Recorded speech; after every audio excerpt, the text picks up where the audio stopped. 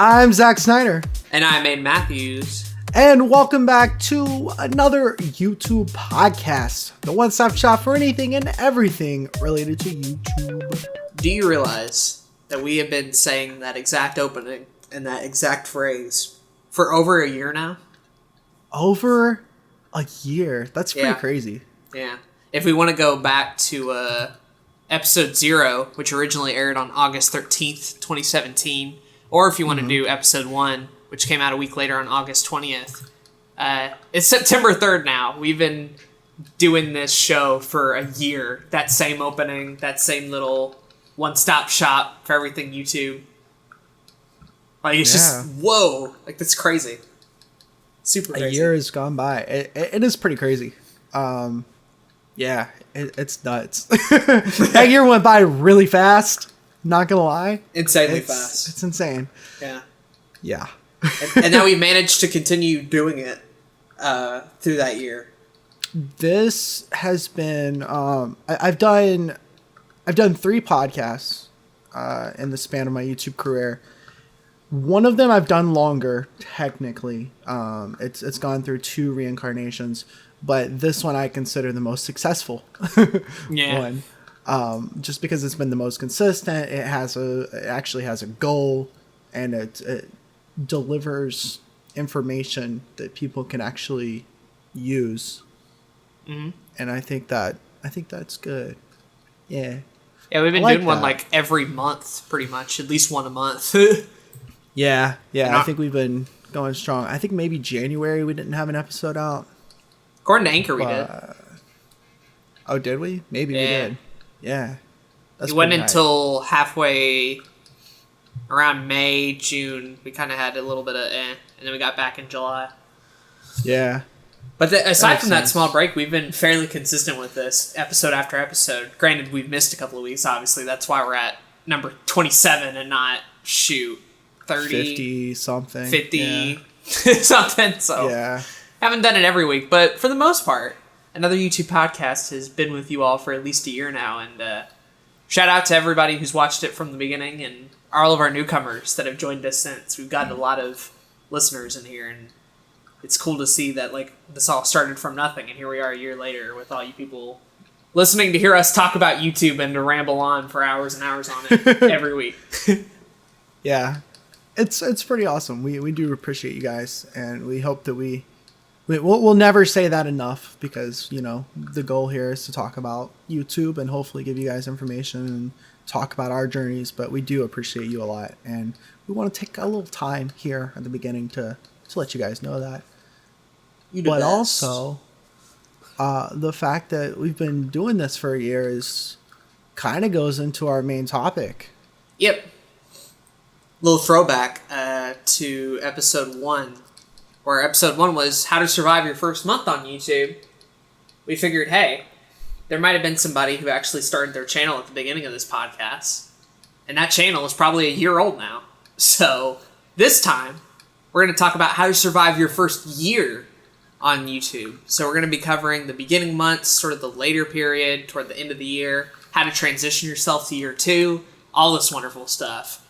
Sort of being a big comprehensive episode of all the stuff we've talked about in the previous episodes, while also adding some new stuff as well. So I'm excited. Yeah.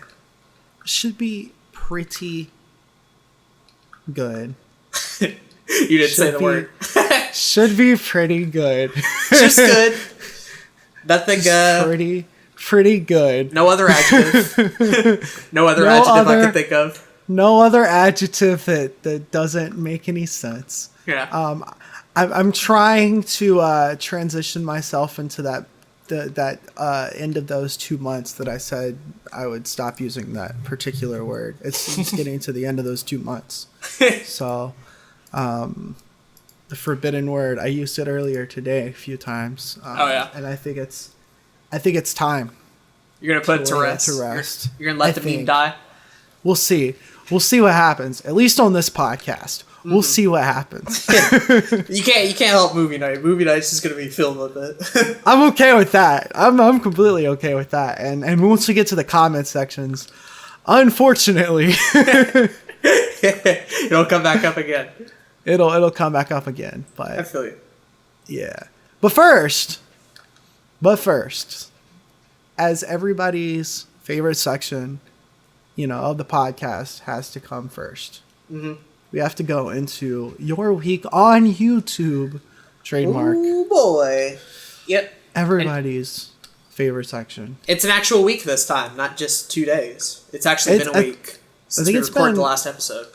Almost 2 weeks. Has it? I think so. It's been a little bit. It's been a little bit since we recorded. No, I think it was 1 week because might be 1 week. Because the last episode I was already moved in here, and this is the end. That's right. My first week in the dorm, everybody. So in the dorm. In the dorm rooms. Aiden's crib. Hell yeah, or half a crib rather, because there's still a roommate there. I figured, but it's your turn to start, my guy, because I did last time. Oh yeah. That's pretty hype, man. Let me tell you about my week on YouTube. Trademark. It's been pretty wild. Let me tell you. So I stopped working. This was my first week of not living a full-time job or not working a full-time job, not having any kind of school, just living the life. And boy, oh boy, was it stressful because I lost a client. Not a great way to start. Almost immediately. It was Sunday was my last day of work, and I'd been waiting for 3 weeks to get work from my biggest client. And I won't mention who it is. If you've been listening to the podcast, you probably already know who it is, but I won't mention who it is because I don't think that's professional. But been waiting for 3 weeks to get work from the dude, and finally just messaged him and was like, hey, what's going on? I thought we had a contract, I thought I was going to be doing 3 videos a week, blah, blah, blah. And he finally got back to me on Monday, the day after my final day of work. And he was long story short, he thought he wanted to put out daily content, and he decided he didn't want to do that anymore. And he'd been trialing a lot of editors. And even though he was happy about my work, and even though he was happy that I was putting giving the videos a fast turnaround and all that kind of stuff, he didn't want to pay for another editor right now. So lost that client. Now he still has a couple of editors, right? Or did he get rid of everybody? By my understanding, he still has a couple of editors. I don't know how many. I don't know how many people he was trialing. I don't know how many editors he had to start off with. I don't know how many videos he's planning on putting out right now, or how many. Honestly, the entire situation is just kind of weird to me. Yeah. It was very. It's just very weird. And I guess because we kind of talked about it before, that the entire freelancing, especially with YouTube, is almost like a Wild West situation. There's a lot of rules that aren't really made. There's a lot of rules that could easily be broken because, who's making these rules? You kind of have to make them for yourself. And maybe that's something we should have talked about on the freelancing episode, that you do have to be wary with that. You have to take what you can, what you can get, but also be wary with things can change, and you have to be able to adapt to it. I think in retrospect, there were a couple of warning signs there. The biggest one being, obviously, the lack of communication, right? If you're not comfortable with talking to your client, or the other way around, the people you're hiring, if there's not that open bridge of communication, it's going to fall apart a lot quicker. And there's professional sort of standards that you kind of have to follow and maintain there. Granted, it could have been a situation where he was like, yo, sorry, can't have it done, yada yada, and he tells you right off the bat. The sucky part about all this is just the fact that it took so long to get to this point, and you were not led to believe, but you were kind of dragged along that ride while he said nothing, right? And that's where that communication comes into play. He could have dropped you 2 weeks ago, and that would have been fine. It's the fact that he kept you waiting. That's the issue, right? But that's a huge warning sign, obviously, to a lot of people that you got to keep in mind. If they're not willing to talk or communicate, you might want to watch out. Granted, don't pester their Twitter DMs every 2 seconds. There's obviously an extreme to Right. follow. But basic communication should kind of be a priority, especially in these scenarios. Yeah, and that was the biggest thing for me is that 3 weeks of no work, 3 weeks of my last 3 weeks of my real job, this kind of being like the big break that I was like hoping for, and now I could use those 3 weeks to find new work while I was working those last 3 weeks of my real job. That's the really frustrating thing to me. But you gotta keep pushing forward. At the end of the day, I still was professional about it. I still worked hard at it. I still got the job, which was cool. He still liked what I did, so I know that I didn't lose the job based off of my own merits, so that's good, I guess. That feels good. Yeah. But as soon as I figured out that, like, I had like half a day where I just kind of felt sucky. But then the rest of the day and the next couple of days, I started, trying to find new clients, all that kind of stuff. I'm currently like in the process of potentially working with a beauty YouTuber. So that'll be interesting. But she's got like 400,000 subscribers. So I'm cool with that. Exactly. And then there's a dude that's got a startup with he's doing a startup with esports, looking for a video editor, and I really like what his startup is. But I'm not quite sure if I'll be exactly what he's looking for, because he's more or less looking for an employee rather than a freelancer. Mm-hmm. And I don't know if I want to be in the position where I'm beholden to one person. Well, and not even that, I wouldn't be beholden to one person, but he's looking for basically, since it's a startup, he doesn't really have the budget to pay that much. Oh. Yeah. So I would be making a little bit of money, but it wouldn't be much. But the potential of the company sounds good. I kind of like where he's going. He follows a lot of the business people that I follow, like Gary Vaynerchuk and that kind of stuff.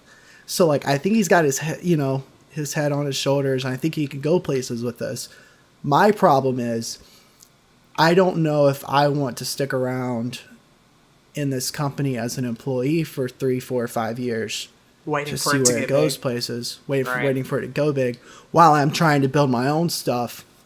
When freelancing to me, video editing to me, when it's not my own projects, is a means to an end, not the other way around. Exactly.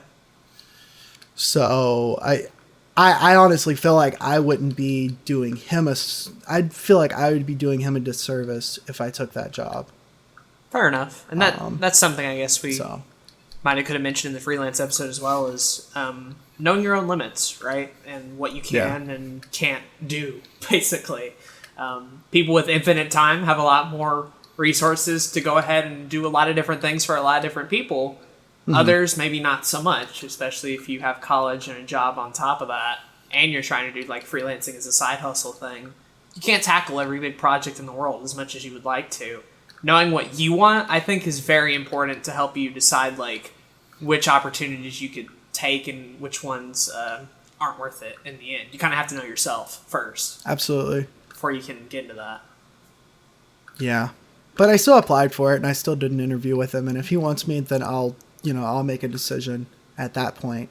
But I thought it was interesting, to say the least.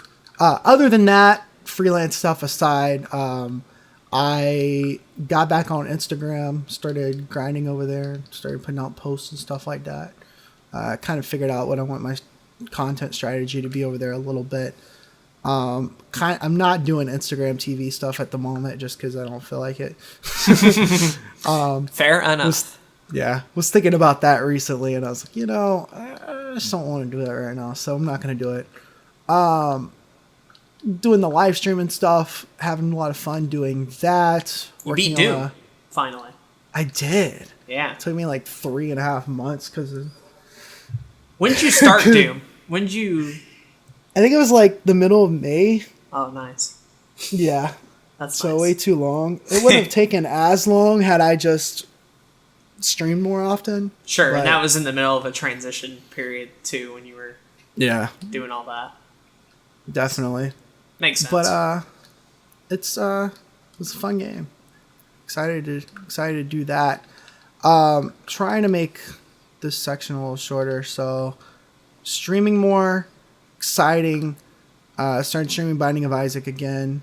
Almost streamed it on Sabijan Games. Almost put it out of retirement. Literally today, I made a thumbnail for that channel, and was like 2 seconds away from hitting streaming on YouTube. And I was like, I'm just gonna do this on Twitch. You gotta let it go. Yeah. I almost did, and I kind of came up with a content strategy for it on YouTube, and I was like, you DM'd it to me too. You were like, hey, what if I do this and that and that and that? I'm like, Zach, you're gonna kill yourself. You literally you're gonna do too much. that was the thing. I was like, I don't really want to edit Binding of Isaac stuff at the moment. Right. I just don't have time for it. So instead, I'm just gonna let that be my like niche game on Twitch, because everybody on Twitch that's kind of successful has like a game that they go to a lot. That's gonna be my game that I go to a lot. Fair enough. So that'll hopefully be good. And then I got this big Pokemon video coming out soon that I'm pretty excited about and also dreading at the same time. And then Your Everyday Nerd stuff is going pretty good. I got working on that a lot. Excited. Put out an update video to explain everything that's going on with the channel and the move and all that kind of stuff. Fair enough. So, yeah. Pretty good update video, by the way, too, the opening. Thank you. It's a winner. It's a winner. Hell yeah. Just the overabundance of tissues. Yeah. Way too many tissues. I was like, how can I get people to click on my update video? Yep. And that's how you do it. It's called clickbait. You know what? It's called being click worthy. I did the same thing. You remember my update video where I talk about like quitting Taco Bell and like wrecking the truck and all this like really bad stuff? Yeah. I was kind of lost too on YouTube stuff. You remember how that video opened? I don't remember actually. It opened with a fucking flapjack meme where the dog and Captain Knuckles is like, you may have Flapjack and the old lady under your paws, but it's going to take a lot more than that to impress. And he flips. And he goes, ooh. But the dog's face has the old YouTube logo. And then when he flips, it transitions to the new one. Yeah.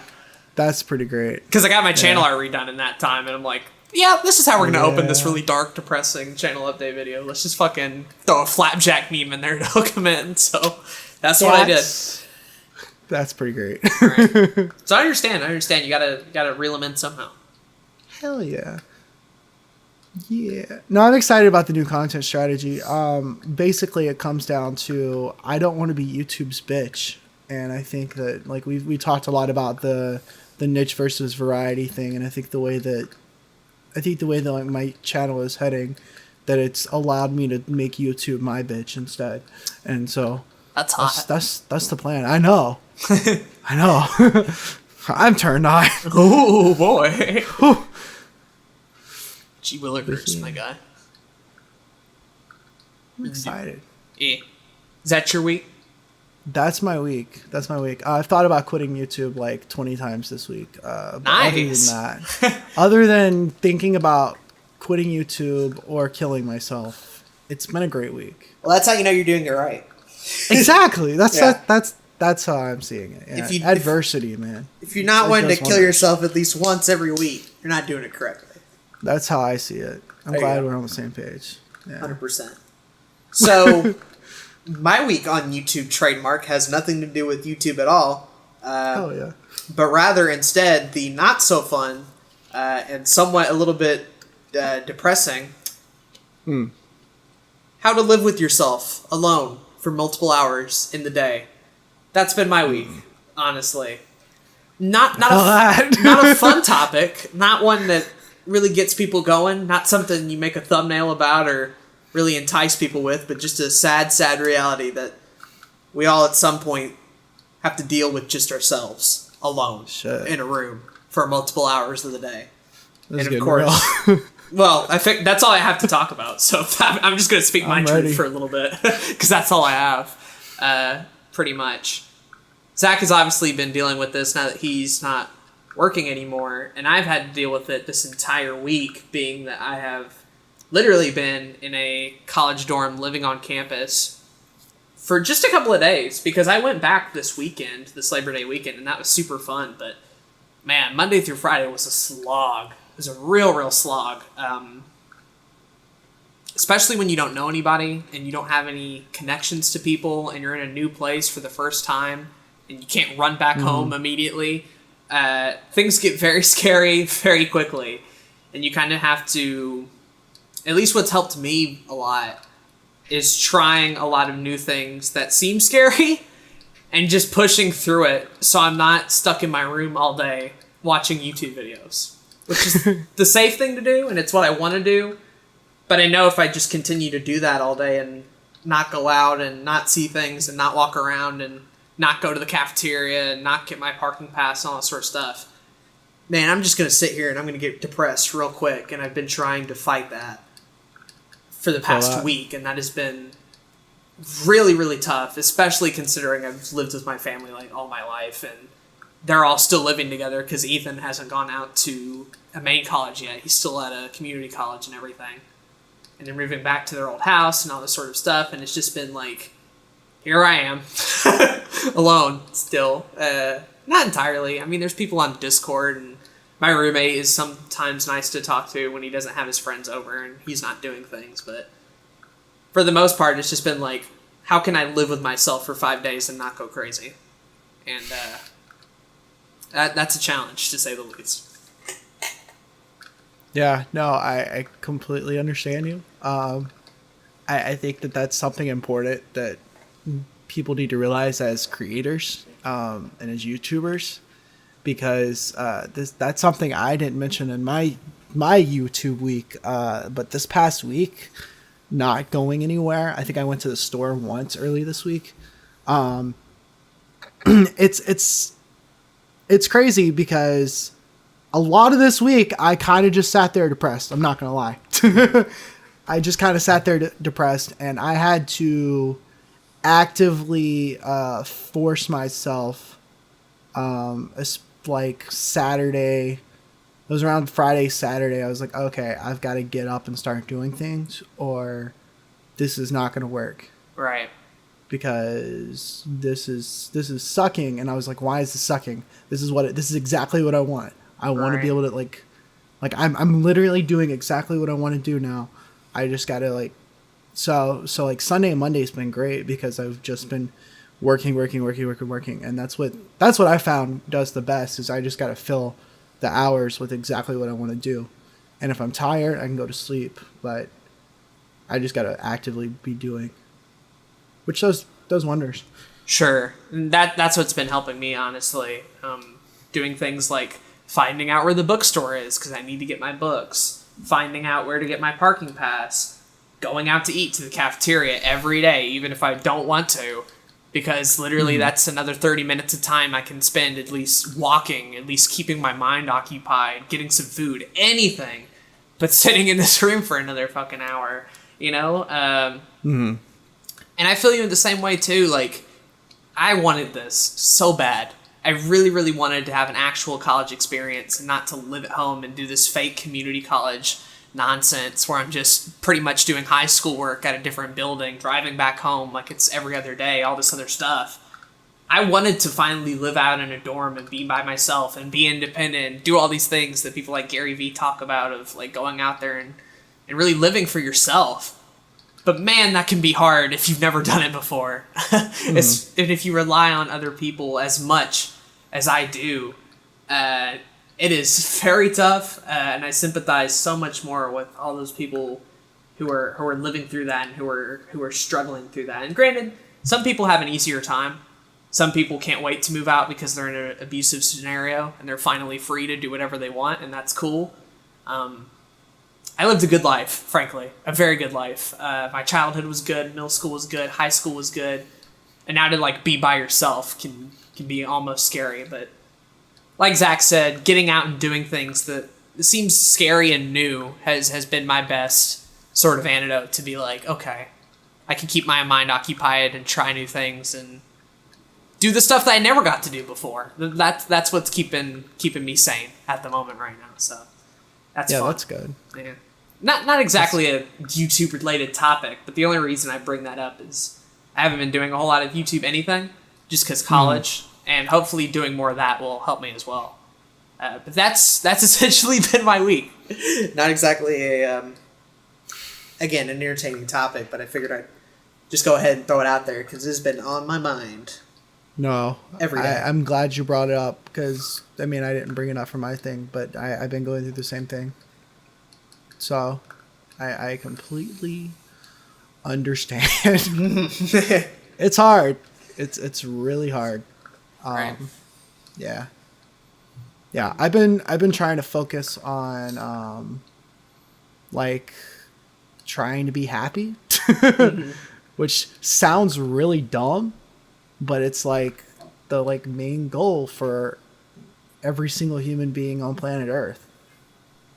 And I think I posted this on Twitter and Instagram recently, but it's something that I've been kind of obsessed with over the last couple of weeks, of trying to figure out like what it means to be happy and what it, like there was a lot of things that I grew up with that weren't the best, and I like grew up with a lot of tough situations that I've had to like work with, but I thought that I was like I've never really thought that depression was something I dealt with, but yet over the last few years it definitely has been something that's impacted me in certain ways, and so I'm trying to figure out, kind of like in self-awareness mode, what are the things that make me happy, what are the things that don't make me happy, and really figuring out how to maximize that happiness and all that kind of stuff.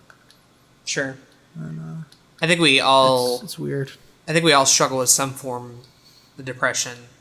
For others, I think so too. For others, I think it's more minor, and others have a lot worse than we do. But we all get lonely. We all are stuck in our heads sometimes. We all feel like we're not happy, or we're not going anywhere, or we're not succeeding, or reaching some goal that we set up for ourselves.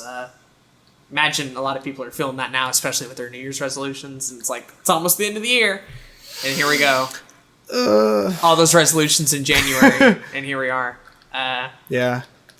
But no, you gotta keep in mind, you gotta keep your head up and keep thinking about the next day ahead of you, and keep trying new things and keep learning, and find what makes you happy and find what you enjoy, and continue to live life, right? Because it's not going to stop for you.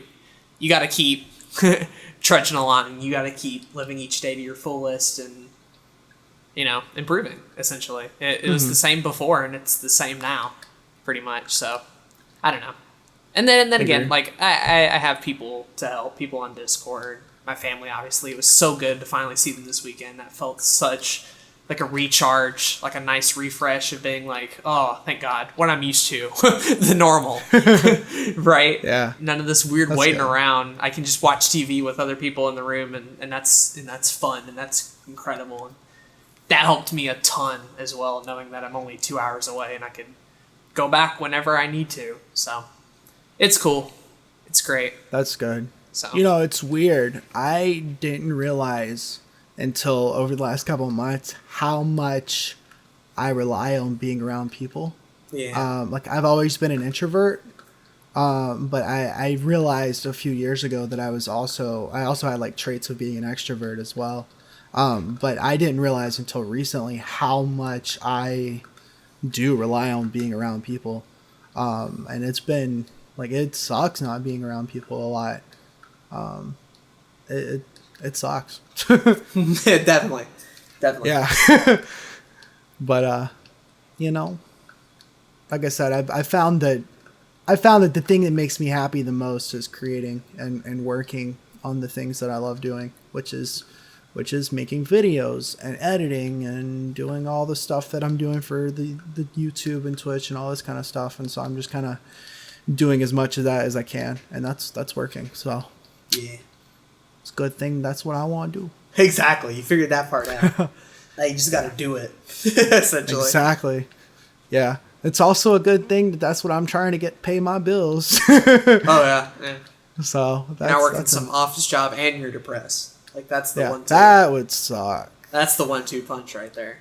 That would, yeah. Then I would really think about killing myself. Fair enough. LOL. Nah. Anyways, let's get off depression talk.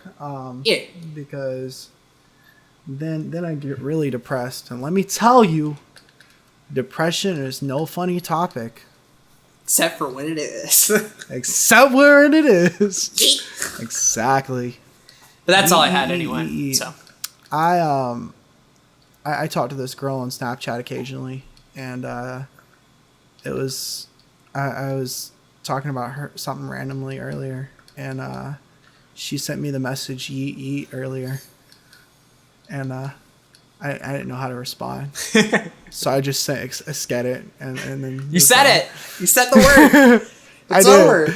I did. It was in context though. That's fair. You made it a good 30 minutes without uttering it. I did. That's a challenge to most people. So I feel like you did pretty good. In 2018, saying the word is hard, but there you go. So let's move on. Let's go into the main topic. That was a pretty ascetic. Oh no. You're weak on YouTube, if I do say so myself. Let's go into that main topic. How to survive your first year on YouTube. You've gotten through the month phase. You've done your first month. You've set up your channel. You've done all that sort of fun stuff. And here you are trying to figure out how to make it the rest of the year and the years beyond. But that first year is pretty important. It's pretty crucial. It's essentially where you set up your identity, your name, your brand almost a little bit. And granted, a lot of those things can be changed, but that's sort of where it all starts out. There's a lot of things you can do, both good and bad for your channel. You can mess up, you can experiment, you can do a lot of fun stuff, but how would we recommend, I guess, people start their first year on YouTube? So I think year one, I think you said it first, is that it's really about cementing like your brand, right? It's about finding your brand and your identity. If your first month is figuring out what you want your channel to be, what you want your niche to be, what you want to make your videos about. Your first year is really when you make those first 100 videos or your first 20 videos, depending on how hard your videos are to make. It's really when you dig in, learn how to make the videos and figure out your identity.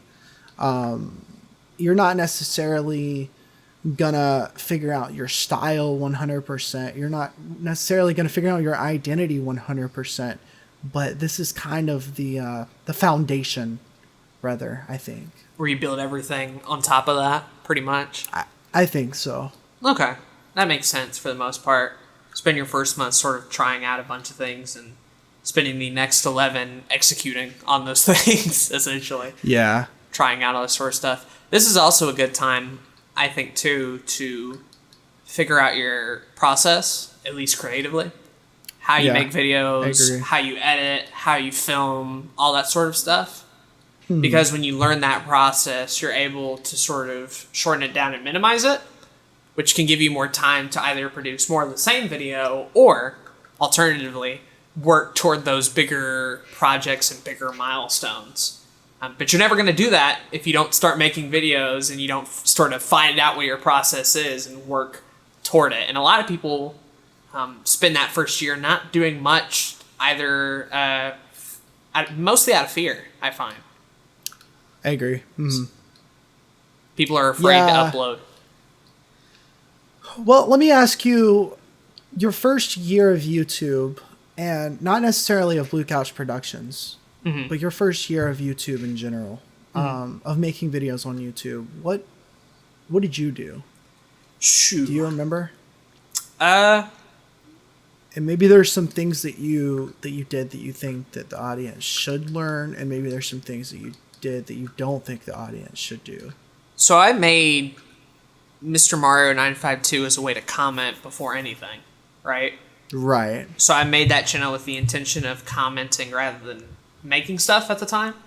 Most people do. It went until like a year or so later when we got ourselves a capture card, pretty much, and like a Dazzle, essentially, nothing incredible, and started trying to make Let's Play videos. That was sort of the first quote-unquote start of the Mr. Mario 952 channel. Was a lot of really bad, poor quality Dazzle Let's Plays with middle school me and Ethan voicing over them, essentially. That was my first quote-unquote start.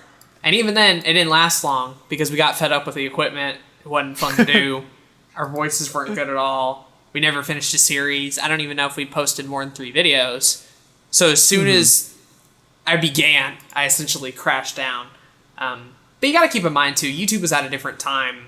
I'm talking at least 2009, 2010, 11, that period of time, that 3-year period, where everybody was sort of getting into gaming, and it was before Vine Stars and all these really big vlogging channels and the like. So even if I had known what to do as a middle schooler and like daily uploads and all this sort of stuff and all these best practices, I don't know if I would have been able to commit to them at the time because of school and my own incompetence, pretty much. Right. But that was me for a while. So, I mean, I think just right off the bat there, tip number 1 for your first year is to stick to it, right? Yep. You know, don't give up. That first year is going to be hard. Just like your first month is kind of hard, that first year is hard.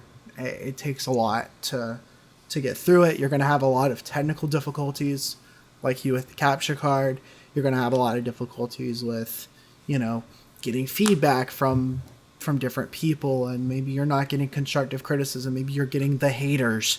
Maybe you are getting constructive criticism, but you don't really understand how to take that constructive criticism. It just depends. Right. But at the end of the day, the first thing, in my opinion, is to take that, you know, keep going, right? Don't give up. I think something that'll help ease a lot of people's minds who are starting YouTube is a lot of people expect a lot out of that first year. And I'm not necessarily talking about like, oh, I want 300 subscribers and I want a paycheck and I want merch and I want like all the shit in the first year. Granted, there are people like that and don't have those expectations. What I'm mainly referring to are people's expectations that your content has to be good in the first year and that you have to have a brand down and an identity down. You have to have all this sort of stuff. I think what would really help a lot of people is to simply tell them, make videos for a year and don't quit. You can do whatever else you want. You can try random videos. You can try webcam stuff, let's play stuff, music stuff. Make whatever you want, any kind of video. The only rule is you cannot quit and you have to continue posting them.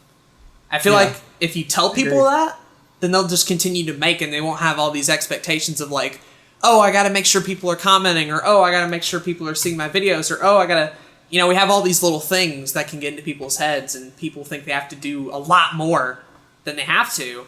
Really, the only thing that matters in that first year is that you are creating videos more than anything else. No, one of the things that I think it's funny because when I started, I nobody ever told me not to give up, but I kind of wished I did have a quality control, but I didn't. I just kind of put out videos like sometimes 2 to 3 to 4 times a day. It's ridiculous. I remember I'm looking at my old music videos right now, and like I posted like 2 videos in one day just randomly. I was very consistent for the very first year on this channel, and then I remember my Subijin Games Let's Play channel. I don't have those videos anymore, but I literally remember coming home from school, recording like 4 videos, and then just uploading them all back to back. Crazy. Like you don't do that, but I did that. So I agree. I don't think that you're going to get, like, I mean, obviously those videos weren't good. And I think in your first year, that's fine. I think what that does is that gets you used to a work ethic, and that gets you used to making videos. And eventually somebody will tell you, you need to edit your videos. And eventually somebody told me I needed to edit my videos. And I had that person tell me and give me a bunch of constructive criticism. And I remember the person that told me that I needed to start doing different things with my videos, and he actually gave me a ton of constructive criticism that helped me push my Let's Plays in the next direction. And I wouldn't have had that feedback had I not been serious enough to just put out videos and, all that kind of stuff. Right. It's just more important to get into the habit of making videos than it is worrying about the quality and all this other stuff. Because what you'll find is, if you don't like it, you'll stop, right? If you don't like the act of making videos, you'll stop, you'll quit, and you'll move on to the next thing. So many people get into YouTube to want to make it a career. They try it, and they don't know if they're going to like it or not. The best way you could figure out if you're going to like it or not is do it just for a couple of months. Just do it for that first year. And if you like it, continue. And if you don't, stop. But it's very important, I think, early on to get into the habit of just making videos, get into the habit of uploading at least once a week, if not more, And it's okay to have breaks, obviously. It's okay if life stuff comes into it. But actually make an effort for that first year to get any content on that channel, and don't sit there for a month and month and month and month on end waiting to get a perfect video or a perfect idea or this video that's going to catapult you to fame or all this other stuff, especially if you're new and you've never made a YouTube channel before in your life, right? Obviously, some professionals have made channels before, and they start making a new one, and they know exactly what they want to do, and they execute on it immediately, and for them, that's perfect. You go do you. That's awesome. I'm just mainly talking to the new people out here who have never done YouTube before. Actually go ahead and make videos before you even consider any of the other crazy stuff out there that we've covered before on a bunch of episodes of this podcast. I agree. So 100%. Yeah. I think that'll help. Too many people try to be professional early on, which is admirable because, I mean, it makes you, it means that you're serious about this, and that's really cool. But if you don't like this, then you're not going to be able to be serious about this. Mm-hmm. And a lot of people don't know they're not going to like this until they really start grinding. Yep. Really start making a shit ton of videos. And that's what happened with Mr. Mario 952. After sort of the Let's Play stuff died off, the next direction that channel went was when I went on to those Sploder forums that I mentioned before and started making little game trailers for people. Like, they would make a game, I would offer to make a trailer, they're like, sure, that'd be cool. I'd make a little trailer for them and then post it on the forums to get other people to see it and everything. And then I'd have more people like request the same thing and yada, yada, yada. And that evolved, that continued to happen over and over and over again. Until eventually I got to the point where, like, yo, let me just make a whole show about Sploder stuff. Where I could do game reviews, I could do my thoughts on a particular topic, I could do news, all this sort of things, combining all my passions to Sploder into one show. And then I just started doing that show daily, right? To the point where, like, it could be a school day. I could get home at 3 p.m., record, edit, and upload that video of the Sploder show before I went to bed that same day. I got so good at it that I could spend 8 a.m. to 3 p.m. at school and then 3 p.m. to 8 p.m. recording, editing, and uploading and putting it on the forums that same damn day. Yeah. And I would do that for weeks on end. Weeks on end, because I knew that process so well. I made like 19 freaking episodes of the Sploder show before it finally like stopped. And on the side, making trailers, making things like that. That was when me doing YouTube stuff actually went in a direction rather than just like posting a couple of Let's Plays and then disappearing forever. So, I think it's funny. You've mentioned the Sploder show a lot, and that was something that you kind of figured out worked because you found an audience for it. I kind of did the exact same thing for another forum. I found a Let's Play forum very early on, and I got into that community, and that's something that both of us did within the first year that I would recommend the audience to do is find a community, even if it's a small community. Both of the communities that we're talking about here were small communities. I found a small Let's Play community, got involved with it, did a lot of work inside of it, talked to a lot of people in it, watched videos of other creators on there, became friends with it, did collabs, did all these different things, created a show for it, and that helped get me like the first 100 subscribers on the channel, or I think it was like the first 60 something subscribers on the channel, and it also got me a couple of friends that I still talk to this day. Kyle, he was on that website. Mm-hmm. Kyle, right? Good friend. Yeah. Good bro. But yeah, finding community early on is just so helpful.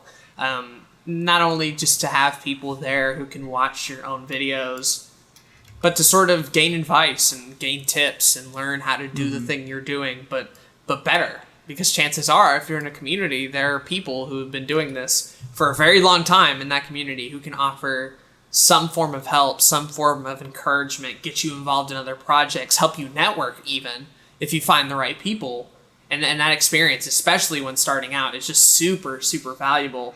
And it's the reason that, like, a lot of those early YouTubers who were part of communities early on, and that's how they sort of formed their identity and formed their YouTube careers, if you will, would later go on to make their own communities to do the exact same thing because they were so well treated in those communities and felt a need to, like, yo, I should give back and do this for other people and help other people along in their journey. And if anybody's listening to this, I'd recommend wholeheartedly either mine or Zach's Discord if you just want to, like, make videos and you need help. Because we are here. Agreed. All the time. 100%. Absolutely. My Discord is in the links of... I think it's in... Maybe it's not in another YouTube podcast, but both of our channels are in the links of all the stuff. Sure. So you can get to Discord from all that stuff. But yeah, I agree. 100%. Let me ask you this. What is one thing within your first year of making YouTube videos, and you can answer this for Blue Couch Productions as well. What is one thing you wish you'd done differently? That's a good question. Done differently. Or done more of, or done less of, or whatever it may have been. That's interesting. I think the first year of Blue Couch Productions in particular might be one of my best years on the platform of YouTube as a whole. I look back on that first year very fondly. Despite the fact that the quality wasn't all that good, I knew how to do, like, next to nothing. And through Blue Couch Productions sort of learned as I went along. Probably the one thing that I was super bad at that by the end of year one I'd gotten slightly better at is the art of making thumbnails and art for videos. Before Blue Couch Productions was a thing, I knew a little bit about GIMP. That's how I was able to get the banner and the icon. But the thumbnails weren't that good. A lot of the images I used in videos weren't that good. I didn't have very good layouts most of the time. They were very amateurish, basic colors, cool text, all that sort of stuff.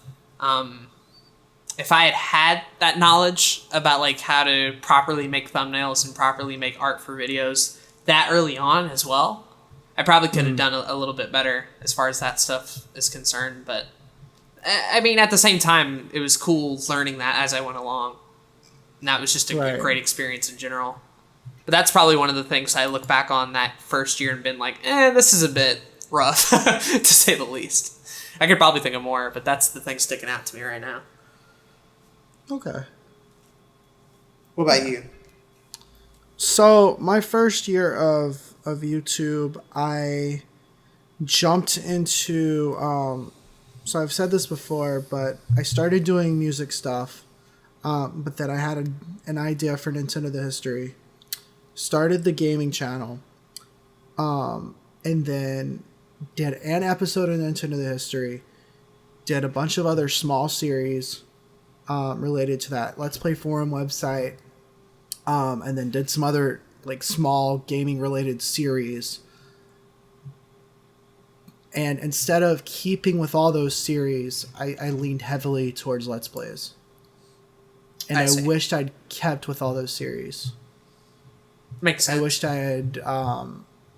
I was so not confident with my editing because I just didn't do it enough that I waited on trying to get an editor for Nintendo the History instead of learning it myself. And part of that was because, I don't have a good computer and I don't know how to edit and I don't have good editing software and excuse, right? But I also wanted to play video games and do Let's Plays, and I should have just kept on going and learned how to edit and put out a lot of videos that weren't just Let's Plays. Sure. I definitely, for a while, at least with Mr. Mario 952, started to get a little bit burnt out of the Splinter show. And my big problem with it was, at the time, I was using that show as leverage to sort of get higher up on that forum, rather than using it as leverage to get people to see my stuff, right? Because at the time, like, I wasn't a YouTuber, right? I was a member of this forum trying to get up, and I knew how to make videos, right? I wasn't, let me do YouTube to try to get an audience and then go somewhere else. That wasn't the plan or the intention. But because of that, I sort of got to the point where, like, I was using Splinter Show to try to get results in other places at the forum, and people saw through that and was like, no, right? You can do it for fun, but we're not going to, give you things just because you make videos on a website, right? Like, that's interesting. A lot of people do that, right? What makes you so special? What makes you so important? And I think for a lot of people, can also fall into that trap of not exactly having the best intentions when going into YouTube. For me, it wasn't like, oh, I'm going to do YouTube and get a lot of money, or oh, I'm going to do YouTube to get a lot of this. When Mr. Mario 952 finally got going, I was trying to get things like moderator on a forum. I was trying to get like a reviewer badge. I was trying to get more people to, recommend me to other things, right? I didn't want to be a low-rank person on a forum anymore, so I'm like, let me make videos and let me stand out. But, like, looking back on it, it was just more fun to make the videos anyway. Like, who gives a shit about the forum? And who gives a shit if I have to work more normally? Like, this was fun for me, and I took that fun thing and used it to try to gain something out of it, and it made it less fun, and I just ended up sort of getting burned out and stopped caring about it as a whole. That makes sense. Which kind of ends the era of Mr. Mario 952, aside from a couple random gameplay videos and reviews, a whole lot. But that was sort of the end of that channel, pretty much. See, that's interesting to me. For the forum that I was a part of, it was called Four Forgotten Fangs. I became the U.S. recruitment officer. Oh boy. Yeah, and so I recruited like 200 new members within like a span of a year on that channel, or on that website. And so while I was recruiting people to this website, I like created the show on my channel. But so I was already like a moderator and like one of the higher ups on the website while I was making the show. I just did the show because I wanted to. Sure, fair enough. So it's interesting. Yeah. I think that just had to do with the fact that the forums I was on were already established and didn't like need that me makes sense. for anything. And so I was trying to put myself a little bit higher up and using videos as a leverage point rather than just like doing them for fun. Yeah. So I don't know. And I don't think I ever thought that at the time, consciously even, but I could tell looking back on it, like, oh, these were just there to sort of get me places and nothing more, nothing less. Right. Sure, the attention was nice, and sure, the views were nice, but it wasn't part of the goal at the time. So Yeah, I don't for know. sure. And I feel bad about that a little bit looking back on it now, but like part of making those videos and part of not getting up in that forum meant that later on when I wanted to do a solo channel and go a little bit deeper into YouTube, that I already sort of had that background experience from making things like the Splitter Show. I already had that background experience of working with other people. And I already had a bit of an audience, too, who would follow me from that forum to a new channel. And, like, that's only because it worked out that way. And so I'm grateful for it as a whole. But, you know, looking back on it, you kind of wish you handled it a little bit better. Yeah. I mean, and I think we all, you know, and I think that's an important lesson that we're trying to kind of put across in the podcast, is that your first year on YouTube is not going to be perfect, and it might be far from perfect. You know, some people are going to find a lot of success from their first year. Most people are not going to find success from their first year, and that's important to realize. At the end of the day, hopefully you learn something from it, right? Hopefully you're able to reflect on it and say, hey, I was able to get something out of it, and you know, that'll be cool. Yep. I think that's important. Just don't have crazy expectations going into it, and just continue to work on videos. And if you can follow those main two things, you'll make it out of your first year alive and well. Maybe not where you want it to be, and maybe not like at the quality standard you wish you were at, but like that's a great jumping off point for year two, right? And a lot of people at the end of year one don't know what the fuck they want to do, right? Because they didn't make videos, because they waited. And so at least you, by making videos and continuing to be consistent and not giving a damn what anyone thinks, even yourself, and just you keep posting stuff, eventually you'll find out where you want to go from there. By making videos, by learning, by doing, you'll figure out, oh, hey, this is sort of a direction I want to go, and you'll be able to take that leap without having to worry about it or anything like that. Exactly. Year one, like we said, it gives you the opportunity to kind of explore exactly what you want to do on YouTube. It gives you that freedom that, you know, once you start becoming more established, once you find that audience, you're almost not going to have that freedom anymore. And it's a little upsetting, you know, to kind of realize that, that once you become successful, you might not have that freedom as heavily. And of course there are ways around that. You can always create another channel once you're successful. But it's really at that beginning that you have a lot of freedom to just kind of do whatever you want. And that's pretty nice. Right. A lot of new people can view that first year of YouTube as something scary and new and foreign and weird and like, I don't know if I want to do this or not. But for me, especially, the first year of Blue Couch Productions was some of the most fun I ever had. And I think part of that was due to the fact that there's no expectations for somebody just starting out, right? You can do literally anything you want and post it and see where it takes you. You're not hampered by rule sets and expectations and an audience who expects you to do these kind of videos and, you know, all this sort of stuff, and a community to follow rules on and all this, everything. Like, year one, it's just you. And you start and you make videos and you're like, oh, this is fun, I want to do more. Or no, this is not fun, let me stop doing that. You can literally like change up everything on a dime, on the fly. Change your entire channel, change your entire motto, whatever the fuck you want to do, day in and day out. Year one is some of the most fun to have. And I think a lot of people are like, oh no, it's scary, it's weird. I want the normalcy, I want the complacency.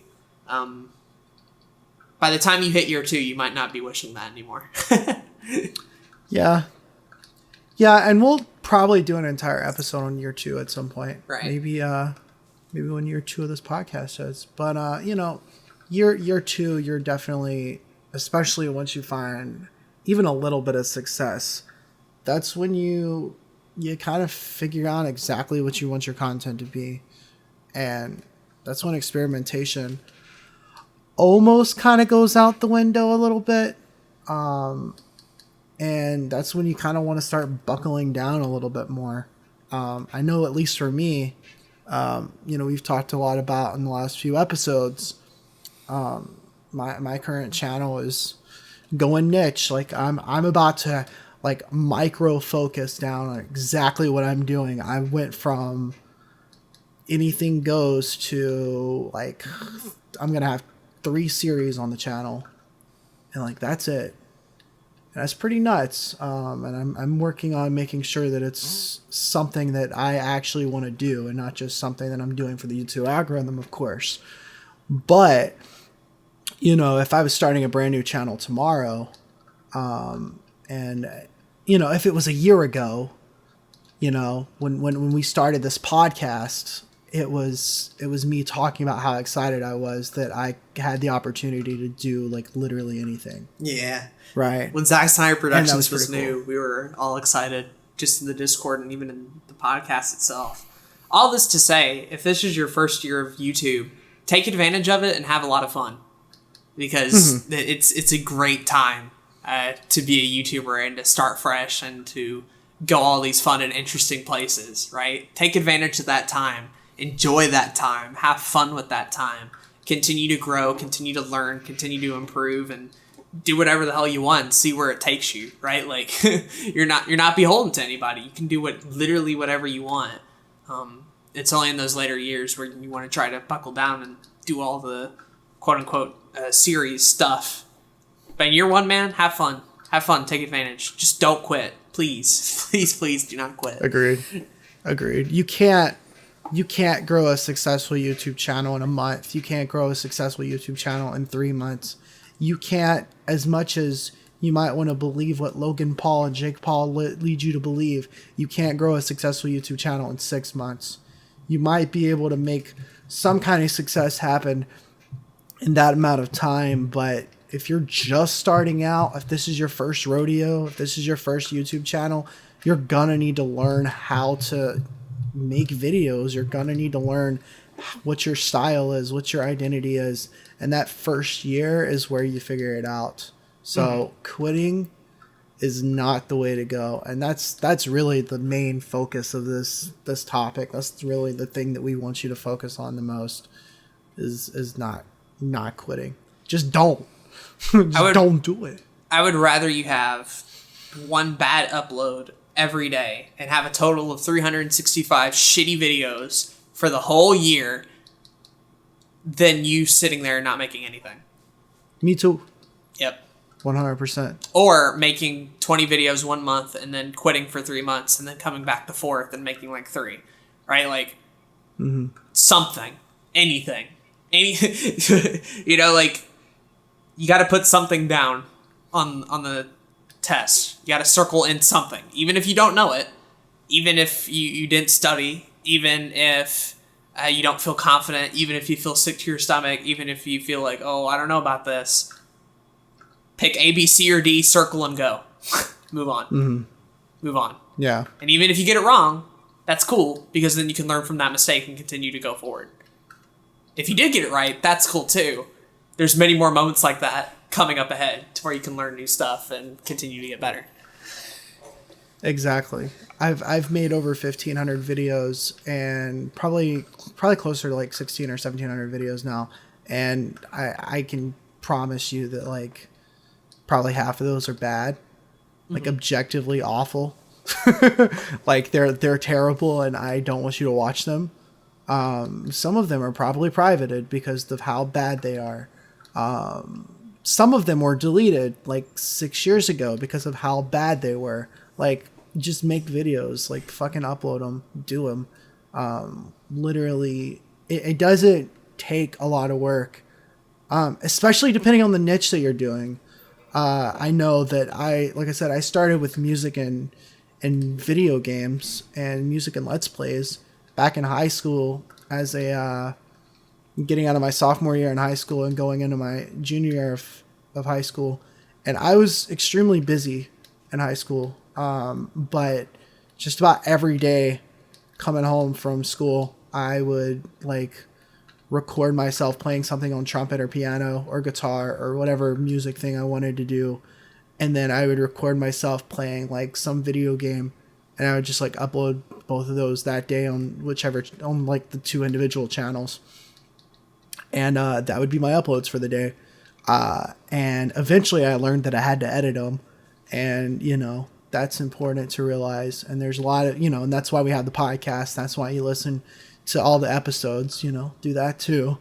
Mm-hmm. And obviously learn from mistakes and all that kind of stuff. But at the end of the day, like, the more that you do, the more you're going to learn. The more that you do and not give up, the more you're going to succeed. And keep in mind, too, not every day has to be a breakthrough. Not every day has to be a major discovery. Not every day has to be a new milestone that you've reached or gone through. What matters is that you made something that day, and you can call it your own, and you can show it to other people, and you can be like, hey, look what I did. And you can get feedback, and you can get support, and you can get encouragement to continue doing that, and you can do it the next day and be like, hey, look what I did, and keep that process going, right? Continue to do that to the point where, oh, hey, maybe if I try messing with the audio levels, I wonder if I can get this to sound better.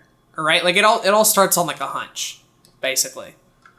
I wonder if I can add borders to this. Let me try something out. Or, oh, wonder what would happen if I added a webcam to the mix. Or, oh, I wonder what would happen if I got a friend on a video. Or, oh, like little aha moments, little questions in your head that pop up. See where they go. Not all of them are going to lead you to a better video. Some of them might be like, I wonder what would happen if I uploaded something in 4K, and then you spend 10 hours rendering a video, and you're like, all right, never again. That's cool. I'm good. But follow those hunches. Yeah. Follow those leads. Sometimes they'll end up going somewhere pretty cool, actually. And it's cool to know that, like, you didn't learn that in a class. You weren't sat down. You didn't have somebody directly tell it to you. You weren't made to finish it in a homework assignment that day. Like, no, you had the question. You thought in your head, what would happen if I edited out the bad parts of this video and only kept the good parts in? You followed that notion. You rendered it. You uploaded it. Said, hey, this is a lot better of a video. I figured it out by myself. How cool does that feel? Right? Like, those are the moments. Those are the moments in year one YouTube that are, like, so freaking amazing. But they don't have to happen every day, right? Go along at your own pace, continue to make stuff, continue to learn, continue to improve. And when you do get those hunches, when you do get those ideas, follow them and see where they go. It's all about creating. It's all about trying new things, putting forth an effort, learning along the way. It's really absolutely cool. Yeah. Absolutely. 100%. Yeah. I mean, if it wasn't for like weird and quirky questions that I just kind of ask myself all the time, it wouldn't have been 4:00 in the morning one night, and I wouldn't have been in a call with Aden, and I wouldn't have asked the question, I wonder which Pokemon are thick. And we wouldn't have a video coming out this week called Pokemon Waifus that's literally going to get me 1 million views. I'm telling you, it's happening. Yeah. I'm excited. This could be the next top 5 Skyrims. I think so. I'm looking forward to it. I think it's going to be interesting. But in actuality, like I agree. It's about the journey, right? Mm-hmm. Not the destination. And that's what's been so exciting about YouTube. That's why I like doing this podcast, and I've said it before and I'll say it again. It's why I like doing Your Week on YouTube, because it separates this podcast from so many other podcasts that just kind of talk about, well, this is what you're supposed to do, and that's it, right? This is how you get YouTube views. Congratulations. All right, here you go. But what we do here at the beginning of every podcast is we kind of talk about our journeys as creators, and I think that gives some kind of insight to our lives and to the YouTube creator side that a lot of people don't talk about. And sure, we're not big creators by any means. Sure, we're not big YouTubers by any means, but because we've both been doing it for so long, because this journey has been so crazy for so many reasons, I think that warrants, an interesting story that we're able to tell. And that's why I like that segment on the podcast, and that's why I like that's why I think it's important to realize that, you know, it's about the journey, man. Right. Even with this podcast in particular, almost all of them in the conception phase, like, starts out with a question. What if this week we talk about how to survive when you're on YouTube? Right? What if this week we talk about podcasting and how to do it? What if this, you know, like, we start with an idea, we start with the basis, then we execute on that idea and post out a video every week for this podcast, right? Videos that are some of my favorites, like top 5 Pokemon forests, in the forest, doing a school project. I'm like, hey, then I got my camera with me, let's film a video. Cool. What's it going to be about? We're in the woods. Pokemon. Top 5 Pokemon forest, let's go. Right? Like, really dumb ideas on paper. Like, really weird hunches that you get on a day-to-day basis, especially if you're creatively minded and you have, like, 80 million of those thoughts hitting you, like, once every day. Yeah. But to take those thoughts and to actually do something with them, that's what's going to separate you a lot from the pack, and it's what's going to make you continue to do YouTube when so many other people quit, is that you have that idea and you're able to execute on it in some form or fashion and then can do it again and again and again and again, essentially, for years on end. And if you can't do that like year 1, it's going to be a lot harder to do it in year 3 when you're burnt out and you ran out of steam and you have nowhere to go and you're just like chugging along with not much to say or even offer to people. Right. And, you know, I think you're almost kind of brought up a good point there. When it comes to ideas, right, you mentioned that you need to execute on them. A lot of people wait until they're at a certain level. They wait until, I'll wait until I've got better equipment to do that idea.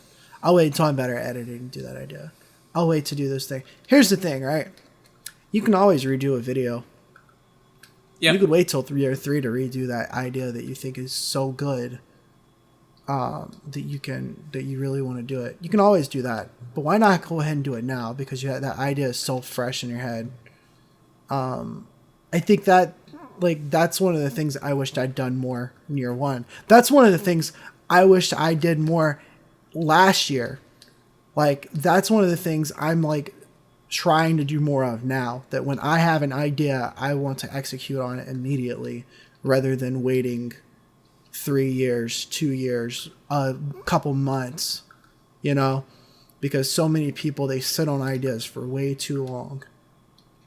Yep. And granted, it's important to let an idea bake for a while, to write a script, to come up with bits, or to do things like, I'm not saying get an idea and pull your phone out immediately and start talking, right? Like, yeah, for sure. Obviously, there's a bit of process going into it. Obviously, there's a bit of planning that goes into it. What we're talking about is waiting like 2 or 3 weeks and not getting anywhere from where you started, right? Like, at least be somewhere along in the process. At least be somewhere along with that idea. At least be ready to sort of have a baseline down so that when you do finally start recording it and get ready, like, you can just go, right? You're not having to waste time. And that's something that you're going to learn a lot year 1 is you're going to waste a lot of time in year 1. And it's through no fault to your own, either because of your equipment or you're new to it or you don't know how to open a video or you don't know how to talk for more than 10 minutes or you redo this, you redo that, you try all these different things. You're going to end up wasting a whole lot of time year 1, and it can feel like sort of a slog to feel like, hey, I've worked for 8 hours and I don't get nothing out of this. Get used to that. Yeah. Get used to that. So there are some days you are going to end up with absolutely nothing. But the idea is, hopefully, that you have all these 8-hour days with no progress. You have all these moments where you have nothing to show for it. But the next day you can be like, all right, now I know what to do. Let's fucking go. You know, now I know what I got to get done. Let's do this now, right? And don't feel bad that you're not getting everything that you want done in year 1 because you don't know a lot, right? You don't know anything. And you're going to have days where you just learn and trudge along, and that's perfectly fine. Again, not every day has to be a breakthrough. Not every day has to be a video. But you're making the effort. You're going along in the process. You're having those breakthroughs eventually. You're learning, all that sort of stuff. That's important. See, year one of being a YouTuber is very much the same as like year one of being like a musician or an athlete. You have to like learn those skills that it takes to like before you can produce music or before you can play the sport. And so like you can't just go out there and play football really well without practicing every day and without, you know, learning the proper techniques to play the football game. Or you can't play a piano sonata without playing your scales properly every day and practicing every day. It's the same thing. It's literally the exact same thing. And I think a lot of people don't think of it this way. But if you look at making videos and you look at YouTube as being an athlete or being a musician, I think your year one is going to be a lot easier because you're going to make a lot more progress that way. Just seeing it as practice rather than I have to have more progress than this. Right. Or that you have to have your best work done by year one. Or exactly. You have to have this amazing video to show. You have to have something on the level of Shane Dawson in your first week. Like, no, you don't. Yeah. The only person putting limits on yourself like that is yourself. Right? No one's forcing you to. Yeah. No one's telling you have to have videos this way. No one's telling you have to do anything. Right? You want to do YouTube. You want to have fun with it. Don't put limits on yourself. Right? Learn it as you go along and get to that point where you can finally make that video like Shane Dawson, right? Where you can finally get that level of quality. It takes time and it takes a bit of effort, but you don't have to like hurt yourself throughout it because you're not there in 2 weeks, right? You'll make it eventually, exactly. But you just got to keep trying. You got to keep putting that effort. You got to be excited about it. You got to be excited about it all year long, right? Yeah. You got to be excited about where you're going and where you've been. I think that's the next thing that this is probably a little bit taboo. We've talked a lot about not giving up and how, you know, we don't want people to give up. And we don't want people to give up because a lot of people give up because they're not getting results, right? But I think that there's basically one way, there's one like possible area that you might want to give up. And that's if you're not having fun doing this. Not because of the results, not because you're not getting good comments from people, not because people are hating on you or anything like that, but because you're making videos every day, or you're making videos once a week, or you're making videos and you hate it. You hate making videos. Right. If you hate making videos in year one, then this isn't for you. And I think there definitely is a difference of people who say, oh, I hate making videos because I'm nervous, or oh, I hate making videos because I'm scared of what people are going to think, rather than the very real, very actual, oh, I hate the process of making videos. I hate uploading them. I hate everything about it, right? They're very two different camps there. It's a very natural reaction to not feel good about what you're posting, especially early on. It's a very natural reaction to feel scared when you see that timeline. It's a very natural reaction to feel a bit sad when you inevitably get that one comment that says this video sucks, because it probably does. But that reaction is a lot different than I literally hate what I'm doing every waking day. Exactly. Right. So don't get those two confused, right? They're very different. If you literally hate what you're doing, please stop. Do not continue making videos just because someone told you it'd be fun and you're not having fun and you want to try something else. Do something else. You are free to. If your friends won't tell you that, we're telling you that. Stop now. Go do something fun. Go do something you actually enjoy. That'll help us out, and that'll help you out as a whole. And you do want to be as self-aware as possible. You know, do ask yourself questions, because this is something that you want to be fun, but you're not having fun. Ask yourself, is this when you're editing, are you not having fun? Are you not having fun because the software is too slow? Are you not having fun because you have a slow computer? Well, maybe if you had an upgrade on your computer, maybe it would be more fun. Okay, maybe you do like making videos more than you think you do. Or how do you feel after a video is made? Because some people hate editing, but when that video gets done and they watch it back, they're proud of what they made. Well, that means you still like making videos. It means you still like creating, right? That's the way I would interpret that. Right. So really, really ask yourself, sit down with yourself. It's really a self-awareness question, and figure out, how much of this is you hating making videos, because some people just hate it. Straight some up. people are like, I would literally do anything else but make a video right now. Right. And if that's you, then yeah, please don't force yourself to do this. You do not have to. No, I mean, you can still listen to the podcast though, if that's your thing. If you like listening to us talk, feel free to. Yeah, that'd be cool. I'll take the watch. Hell yeah. But definitely no. If you really don't like doing it and you're forced into it because you think it'll lead you somewhere better, like just do something else. Have fun, right? Mm-hmm. Everybody has their passion. Everybody has their drive. For some people, it's videos. For others, it's something else. And there are also those group of people who want to do YouTube as a hobby and don't think too much about it, and that's totally fine too, right? But you got to know who you are. You got to ask that question. What do I want to do? Where do I want to go? And all that sort of stuff. And a lot of times you won't have answers in that first year, but as you continue to do it, it'll become more and more clear. That's why we just recommend in general for people to try, even if you think that you might hate it. Exactly. Because at least when you try, you'll have some evidence, you'll have some example to look back on to be like, oh, okay, now that I know how it's done, would I still continue to do this? Stuff like that. But most people just don't know, don't try, don't care, and then get into it and realize, okay. Or don't. Not for me. So. Yeah. It's different. Exactly. Because, there's certain days where I hate making videos. Mm-hmm. All right.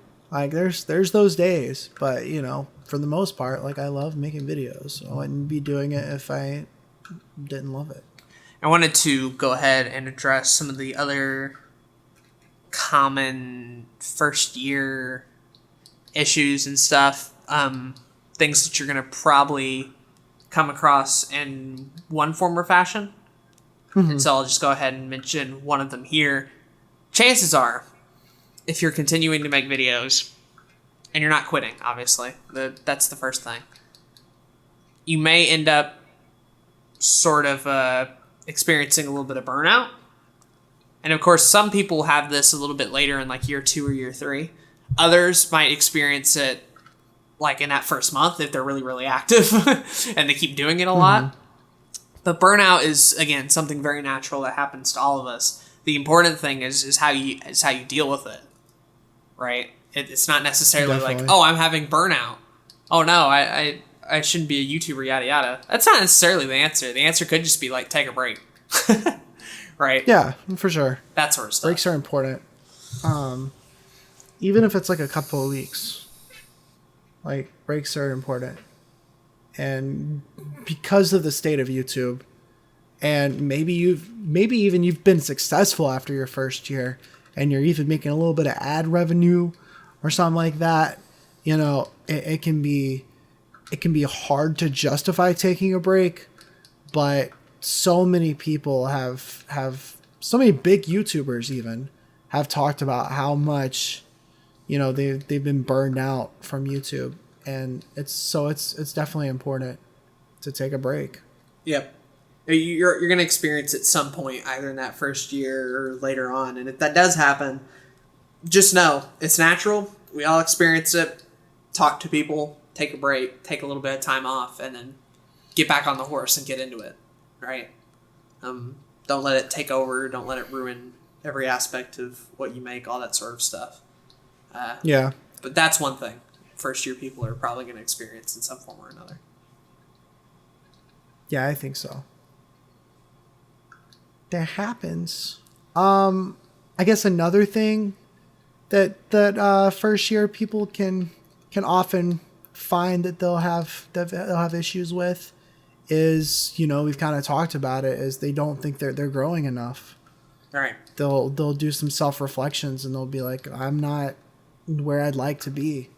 I think that I've done a lot of work and I kind of wanted to be at 1,000 subscribers and I'm only at 200 or whatever it may be.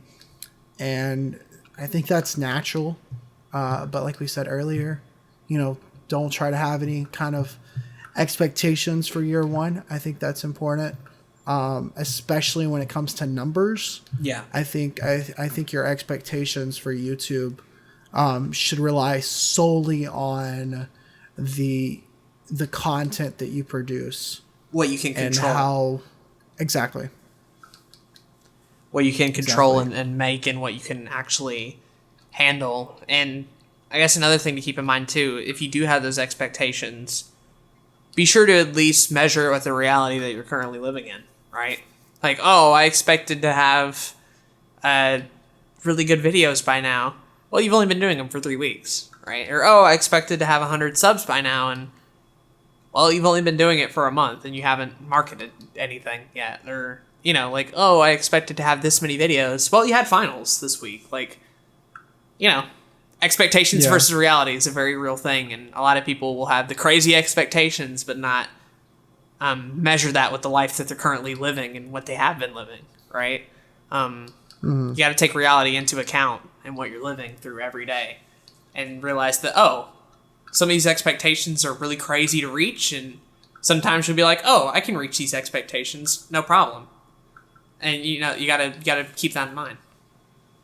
Yeah, I think it's also important to kind of, figure out why you have these expectations, kind of reflect on why you want that 1,000 subscribers. I mean, obviously we all want to be successful on the platform, but why is it so important to you, and how can you reach that 1,000 subscribers, And usually that answer is, okay, I've got to get better at making content. I got to make more content, and we've talked about that numerous times on the podcast. But 100%. Balance your expectations with reality, and don't have too high expectations for things you can't control. Sure. Another thing that's going to kind of maybe hit you, depends on who you are, I guess, where you've been making a lot of videos, you've been trying a little bit of everything, and realizing, like, oh, I do a lot of stuff, right? What if I just do, like, one thing? Or what if I scale back a little bit? And that's sort of a growing moment that I think a lot of people go through, especially if you're an early channel and you just try a little bit of everything. If you try, like, this series one day and this series another day and do movie reviews here and this there, all that sort of stuff, and you realize, oh, I'm doing a little bit too much at that certain point. Yeah. Again, number one, it's year one. Don't really force that on yourself if you don't want to. Number two, though, if you do want to, and if you do want to sort of try one thing out for a while, that's totally cool. Those other series will still be waiting for you if it doesn't work out, right? If you want to experiment with going and doing one thing only and having one specific niche, that's cool. And if you want to experiment by doing like 30 different things and seeing where it leads to you, that's cool too. Don't get caught up in the whole variety, like, niche debate, at least when you're starting out, because it's more important to us that you learn than it is to be a variety or a niche channel, at least in 2018. I agree, especially when you're starting out. Too many people get caught up on the specifics, and, when you're still early, when you're still young, and you're not really kind of being successful at anything yet, you're still learning how to make videos, the rules don't really apply to you yet. Mm-hmm. So let that anarchy happen. It's okay. Figure out your things. Figure out what you want to do. That's okay. Sure. And if you want to experiment and add some more order to it, that's cool as well, right? Like, again, sort of do whatever you want here. Take those impulses, take those urges, and see where they lead you as far as that stuff's concerned. Mm-hmm. But I want to mention the kind of the opposite of that, which is your first year was kind of successful, but you kind of accidentally happen across a niche through one of your particular types of videos, and that's gotten you a lot of subscribers, it's gotten you a lot of viewers, and now like those viewers expect a certain type of video from you. So after year one, now you're kind of expected to do that kind of video. Right. And there's a group of people that end up with this issue. Or maybe it's not an issue, right? Sure. Other people would kill for that. It depends on where you're at, really, a lot of the time. So I would say when it comes to this, you have to kind of figure out, what do you want to do? Do you want to, is this the type of content that you're willing to make in the long run? Is this something that you don't think you'll ever get burned out on? Do you think you'll be able to pivot from this content to something else? Or are you able to do this content alongside the other type of content that you do and still be successful? There's a lot of different variables here. Some people, like the Minecraft YouTubers of the world, have, they started with Minecraft and other types of content. Their Minecraft videos did really well, so they just did Minecraft, and then they tried to switch to other types of content, and now their channels are dead. So you really have to be self-aware about this and figure out, how much of this stuff am I doing for fun, and how much of this stuff can I continue doing for potentially years on end. You gotta keep that in mind. You gotta figure out what's going to be best for you, because that's something that we can't particularly answer. Sure. It is safe to say, though, if you do have that opportunity and it comes to you very early on, take advantage of it, right? Mm-hmm. That's a safe bet to say, like, if you come across something early on and have that early bit of success and there's an opportunity placed before you and you do want to take that route, like, go all in on it if you want. Go all in on the niche? Right. I think so. If it's something that you think that you can continue going and doing without being burnt out, and it's something that you enjoy doing, then I agree. I think you should go all in. However, I also think that you should allow yourself to have the creative freedom to do other types of content, as long as your audience doesn't freak out by doing that, if that makes sense. Yeah, definitely.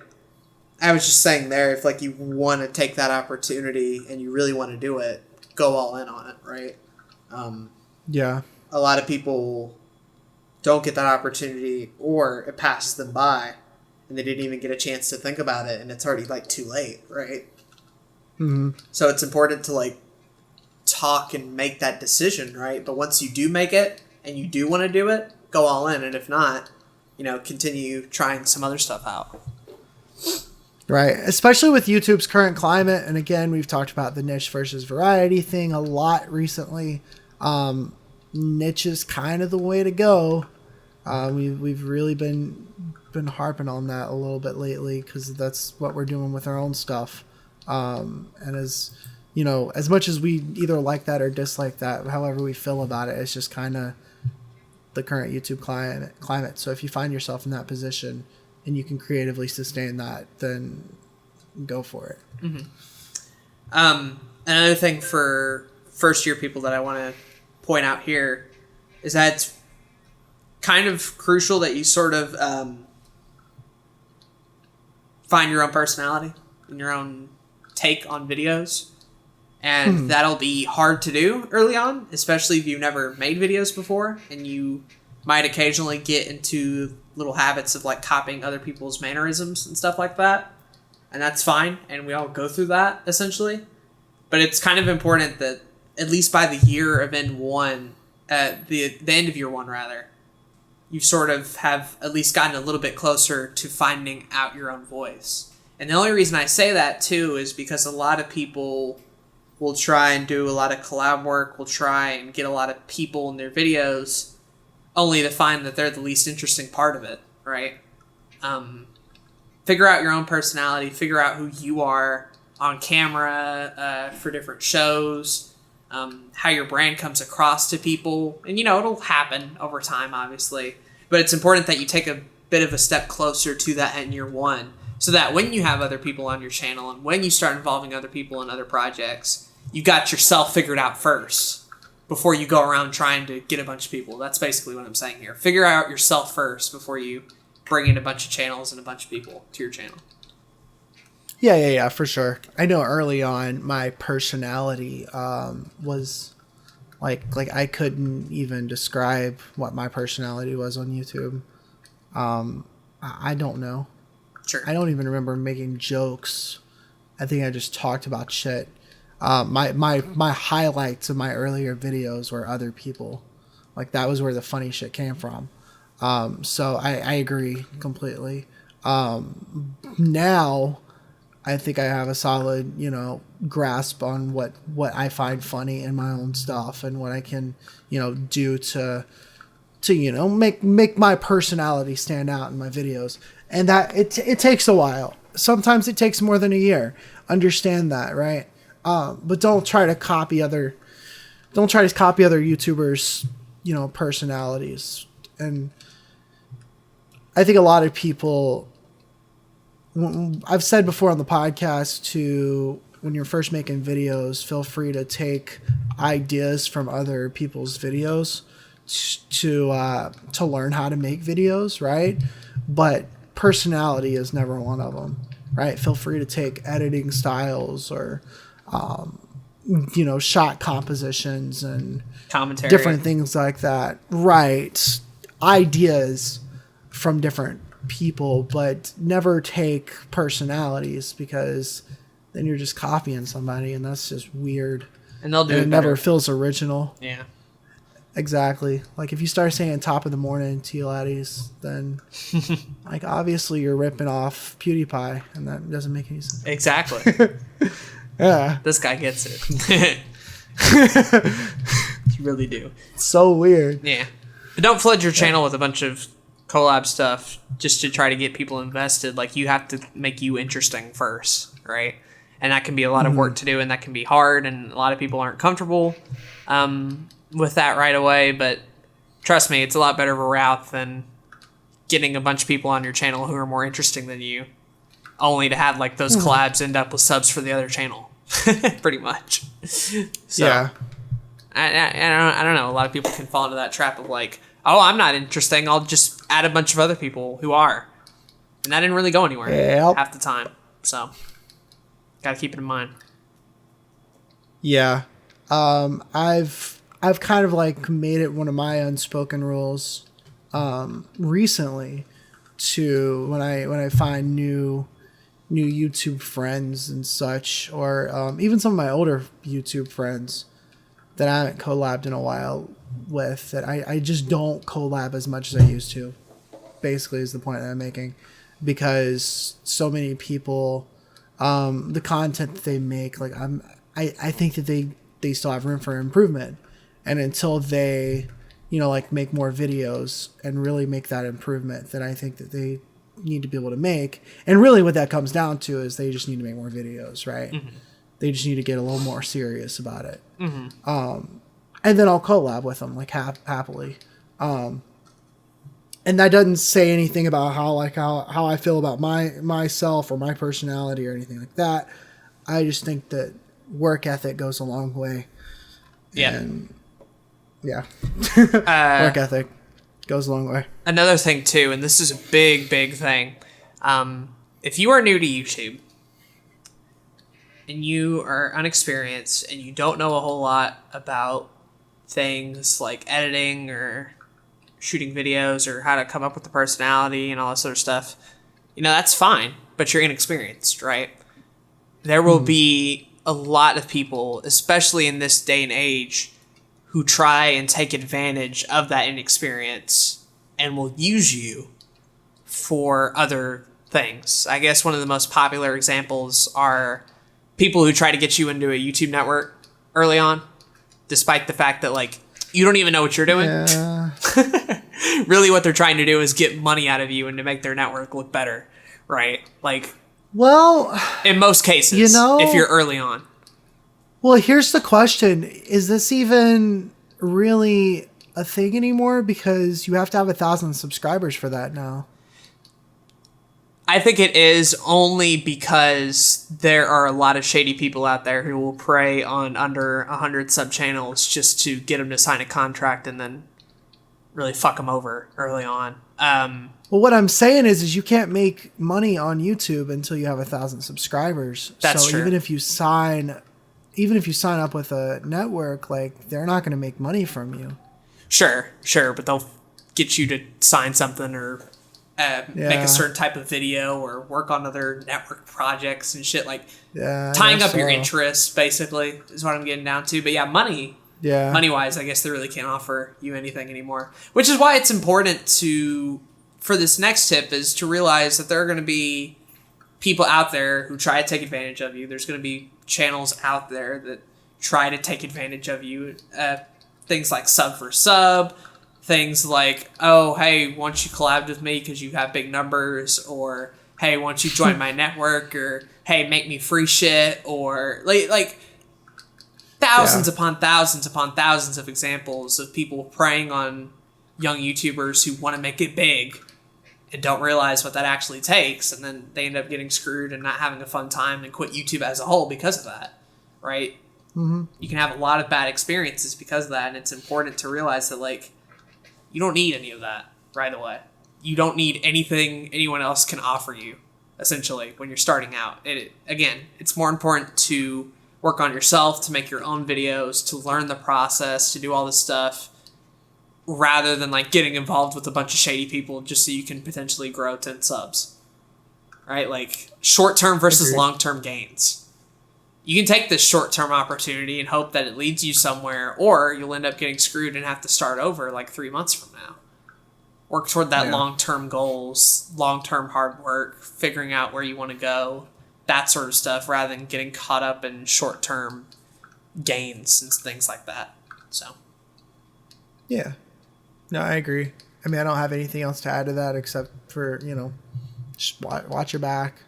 And obviously this doesn't mean don't trust anybody, like your parents used to tell you, don't trust anybody, kid. Which, there's a little bit of truth in that, but sure. All in all, just be careful. All right. People who will get out there to try to make you sign up for some class or yada yada, try to bait you into thinking that you're not good enough yet and you got to do all this extra shit. You know what class I want to sign up for? What? The Fortnite dances class. Heck yeah. That's what class I want to sign up. Now that's not a scam. That's a real life benefit. That's right a there. real life thing. The next thing I can think of, and probably the last one I can think of, is that in year one, while you're working on YouTube stuff, it's also important to start building your social media presences and stuff everywhere else too. Mm-hmm. And we've kind of talked about this on other episodes, but I'll mention the ones that I think are personally important. And Aden, you can back me up on the ones that you think are also important. Okay, go ahead. Discord. Yep. I think is extremely important. Mandatory. Even if you only have 2 subs, I think you should have a Discord from day one because it's fucking important at this point.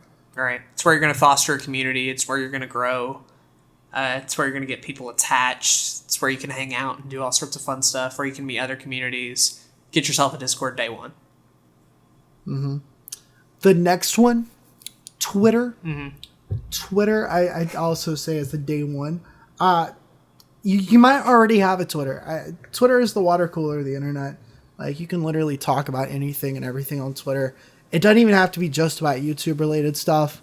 What I say on Twitter today? I've said some dumb shit on Twitter today, probably. As usual. Let's see here. As usual, yes. I put a little clip of my new video up on Twitter. I talked about my Twitch stream. I said, thinking about legally changing my name to Asketit. What do you think? And I put my update video on there. So, Twitter's great. Twitter's the best. You can automatically what's so great about Twitter and YouTube is that so many tweets happen per day. Anybody that uses Twitter is pretty much on it all day long, and they're constantly like refreshing the page because things happen so quickly. So since things happen so quickly, you can tweet like all day long, which means you can post things about your videos almost all day long. You don't want to spam, but like, you know, you can get views from Twitter. It works. Right. You can network, you can DM, you can learn freelancing. Yes. You can communicate with followers, you can communicate with other YouTubers, get opportunities, and more importantly than all of that, it's a lot easier to build a personality on Twitter than YouTube. And I think if you can find one on Twitter, transferring that to YouTube isn't a hard thing to do if you want to go that route, right?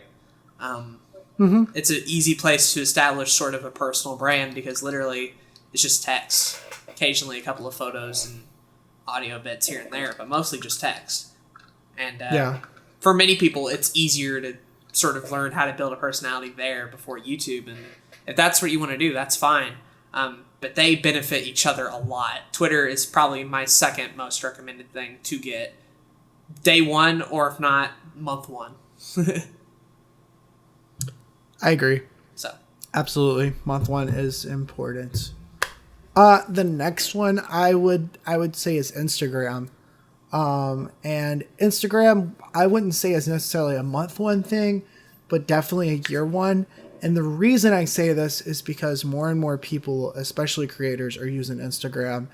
It's got video, it's got pictures.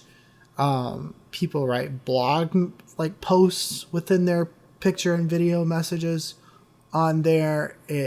It's got so much more than a lot of these other social media. It's almost like the ultimate social media platform these days. And I mean, they're trying to compete with YouTube. I don't know how that's going to work out in the next couple of years, but I personally like Instagram and I want to do more with it. But because I like longer form content, because I like YouTube so much, it kind of stops me from doing as much with Instagram as the platform does have its limits, but I think that Instagram is important to have. I wouldn't have recommended Instagram when we started this podcast in 2017. However, what has happened in this year, we have seen Instagram add new features and grow and become sort of an actual competitor. And I think aside from Twitter is probably the next most important social media to have. I wouldn't go as far to say to get it day one or even month one. And there are going to be some people who are going to hate it and stop. But there also are going to be a lot of people out there who are really good with pictures, who are really good with shorter form content, who are really good with spreading their message on Instagram, who would have never known about it if they didn't try. So I think at the very least, try Instagram and continue to have it if it's something that you enjoy doing and go from there, honestly. Definitely after Twitter is probably the next most important one is Instagram. I'd agree with that. And then last but not least, I would argue Twitch. Twitch is probably the ultimate live streaming platform. You can live stream on YouTube, but if you want to get into live streaming at all, I would say do it on Twitch. And that's all I have to say about Twitch. Yeah. If you don't want to do Twitch, that's fine. I think it's important to do at least some form of live stream. And I'm not as picky on the platform in this case. I think if you want to do YouTube live streaming, that's fine. Or Instagram, or... We're not going to talk about Facebook here, but... Yeah, I wasn't going to mention Facebook. Literally honestly. Better than nothing, I guess. So... But some form of live streaming, right? That's the important thing that we want to get across is no matter what you're doing, you're finding some way to incorporate live content. Twitch is obviously the best, but you can get away with doing YouTube live streaming if that's what you want to do. Yeah, and a lot of people argue to have a Facebook within the first year. And I think that a lot of people are probably right. And you can make that Facebook within the first year. The problem is, I don't know there's so many ways to use Facebook. There's so many things to do on Facebook that I don't know what's the optimal way to use it. In year one, especially? I would say, especially in year one, I would say get a Facebook or have Facebook. Actually, I would say have Facebook to use for the groups. Have Facebook to use for groups so you can find other groups of YouTube content creators to talk to about creating. Try to avoid as best as you can the groups that are like sub for subgroups because there's a lot of them out there. Yeah. They are thriving. They are. Try your best to avoid those, but I would say the groups on Facebook are probably the best place for creators.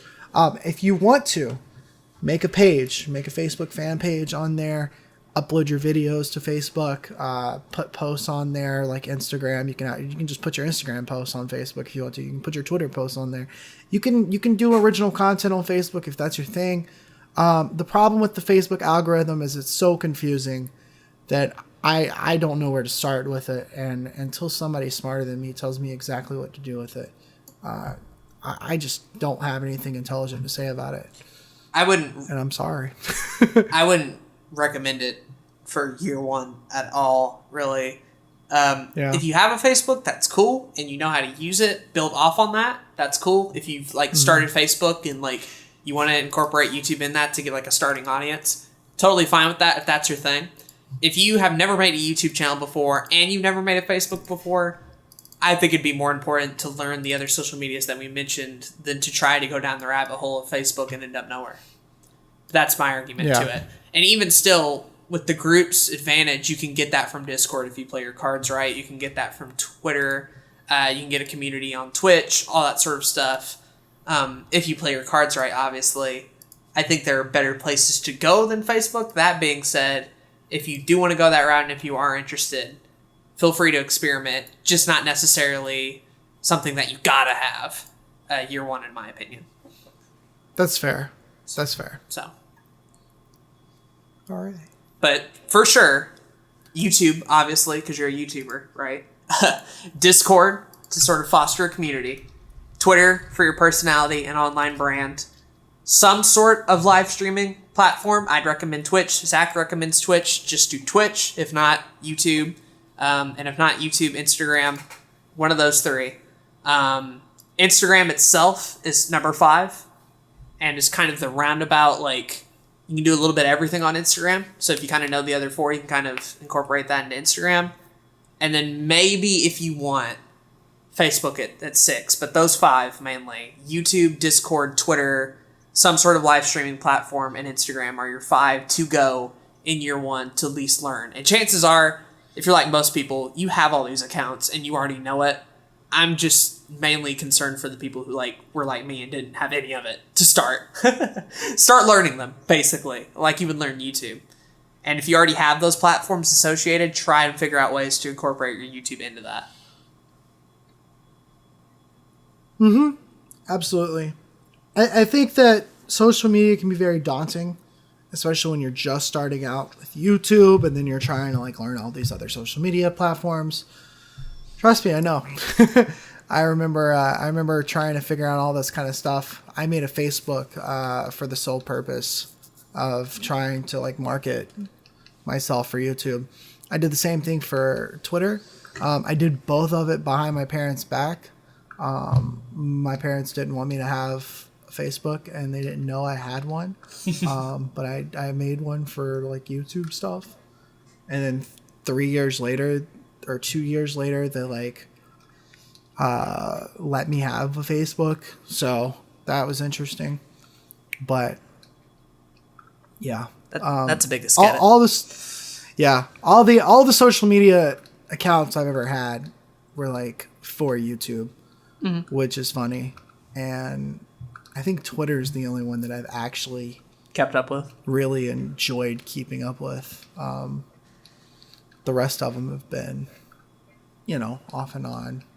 And chances are you'll find one that you really like and play your strengths and go toward that, obviously. Musically, just... I'll throw Anchor out there if you want to start doing podcasts early. Not necessarily something you have to do in year one, but it would be cool if you did.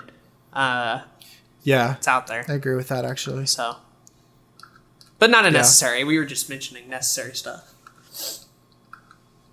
Yeah, and then I think the very last thing I have for year one is watch and listen to all of our podcast episodes. Give us the watch time, baby. Because we have like 50 hours of YouTube podcasts for you to listen to, which is the perfect amount of time for you to learn everything you need to know. The one-stop shop for anything and everything related to YouTube, guys. Yeah, boy. So as far as that's concerned, what I'd recommend to a lot of newcomers, if this is your first episode and this is your jumping off point, find an episode that interests you and watch that. Whatever you want to learn, whatever you're interested in. I'm not saying go to the playlist and start from episode 0 and work your way up. Watch the ones you want to watch, right? Watch what you want to learn, pick up the skills you need, and chances are we'll tell you a little bit more too, because a lot of those podcasts go on for way too long. So you'll get a lot of bonus value as well for many of those episodes. Hell yeah. Yeah. Yeah. Pick out what you want, man. I agree. Yeah, but that's all I have. I mean, we could talk about year one for a while. Year one has a lot of beneficial value to YouTube. You really do learn the most, I think. And whether it's your first YouTube channel, your first time getting into videos, or whether you're starting fresh and making a brand new YouTube channel, that's a brand new year one that you can also learn a lot from. We've both been through both of those things. Yeah. And they are very different. Yeah, they are. So I think I'm good. What about you? I guess to just sort of go off of what you said, if you are a channel starting off with a brand new one, first off, wow, like a lot of people don't make that jump ever. So shout out for being brave enough to actually do that. A lot of people would rather stick on their dead channel and not do anything new. So kudos to you. Secondly, it's a whole new ballgame once you make a new channel. You gotta start from square one. So keep that in mind. Like, you can't just be doing all your advanced year 3 shit because you have no audience yet, because you're literally starting from the beginning.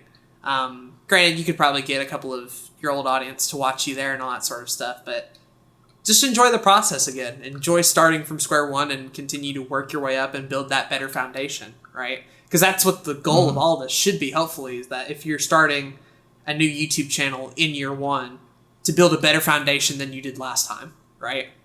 That's sort of the goal that I want to bring up. If you are starting a new YouTube channel and it's a new year one for you, try to build a better foundation than what you left behind. And obviously you get better at it as you continue to do more YouTube in general. One of my favorite examples so far is that Lions Honor Gaming in particular, in the first month, we've built a pretty good foundation and we have something to build off of for the rest of the year, right? Something that we did not do all that well for Sabijan Games, Blue Couch Productions, or Jay the Zoomster, at least early on in that first year. That's for sure. Yeah. And so we're better at it now because we've had that experience before and we wanted to build a better foundation. So be sure that if you are starting new, to actually make it better than where you started. So that's what I wanted to bring up on that. Yeah. I agree. I think it's about all I have. You're going to come across technical difficulties and stuff. You're going to wonder, how do I do certain things? If you get those hunches, just Google, my guy. Google will help you. Google's pretty great. You can also use Yahoo or Bing. Bing, disgusting. That's gross. What? Who says shit like that? Who says shit like that? If you want to know... If you want to know hardware or software recommendations, we did do 2 episodes on the podcast all about that stuff. We're going to assume you have some sort of gear to use. And if that's the case, use what you have. But if you want to upgrade, we have episodes dedicated to that sort of stuff. But use what you have to start out with. That's more important. Boy. use your phone, use your webcam that you have, your hand-me-down microphone, start making shit. Don't worry about the gear and the tech all that much. Agreed. I think that's about it. Agreed. Sweet. We did it. Well, we did it. Hooray.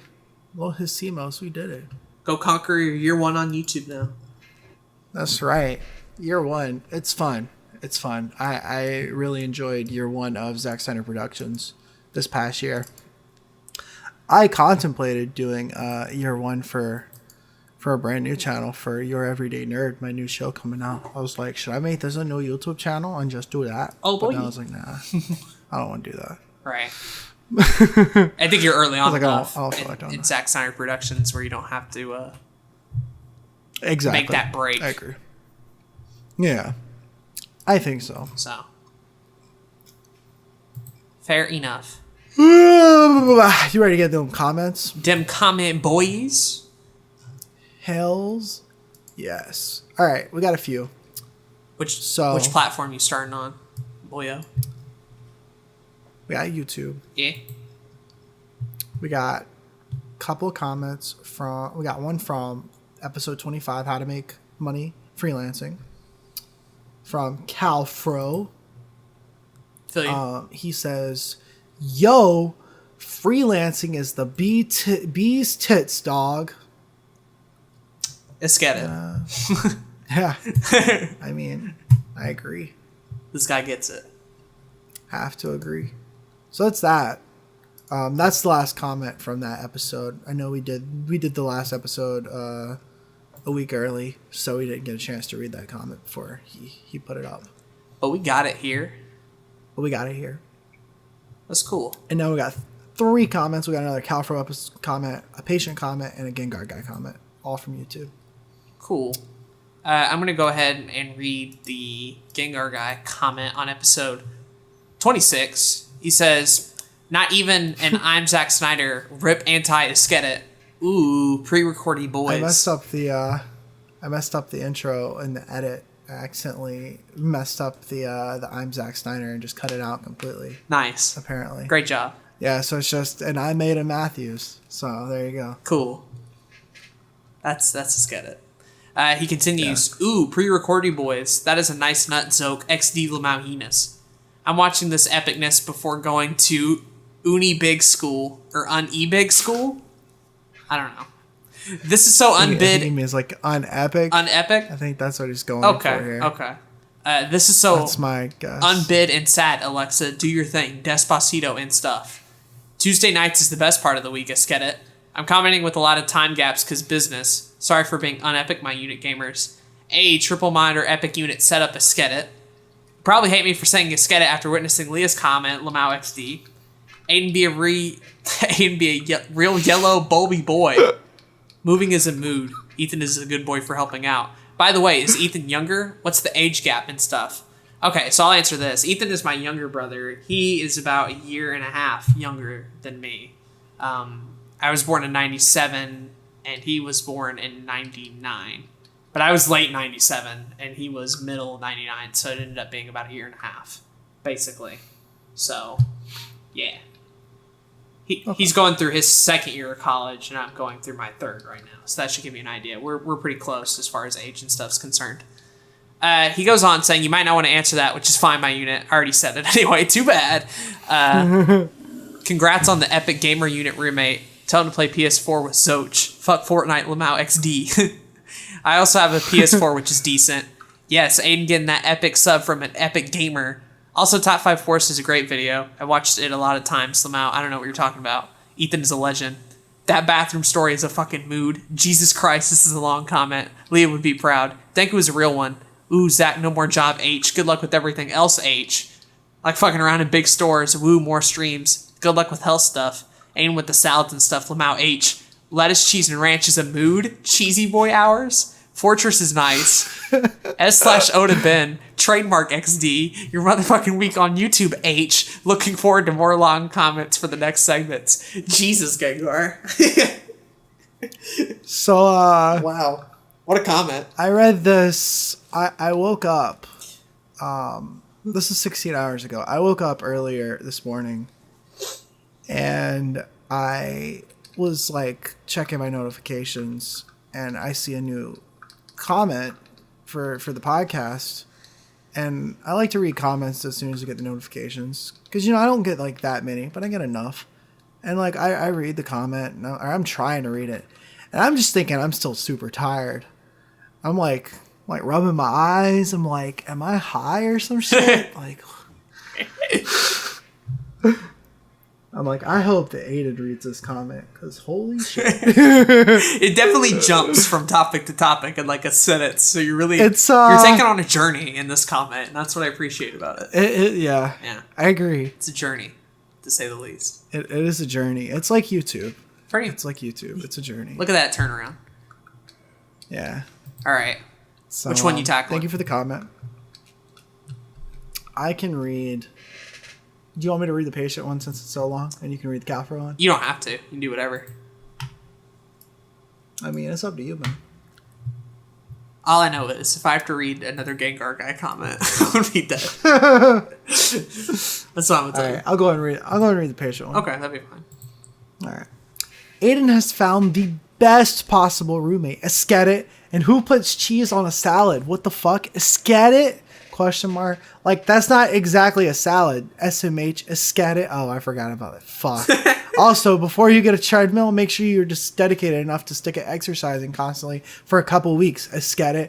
Treadmills are horribly boring, and I recommend putting it in front of something that can keep you stimulated. Otherwise, it's just hellish. Esket. Okay, I'm done with the Esket now. Esket. So thank you for that. First off, because I also started reading this comment and I was like, please don't be the whole fucking comment. Holy shit.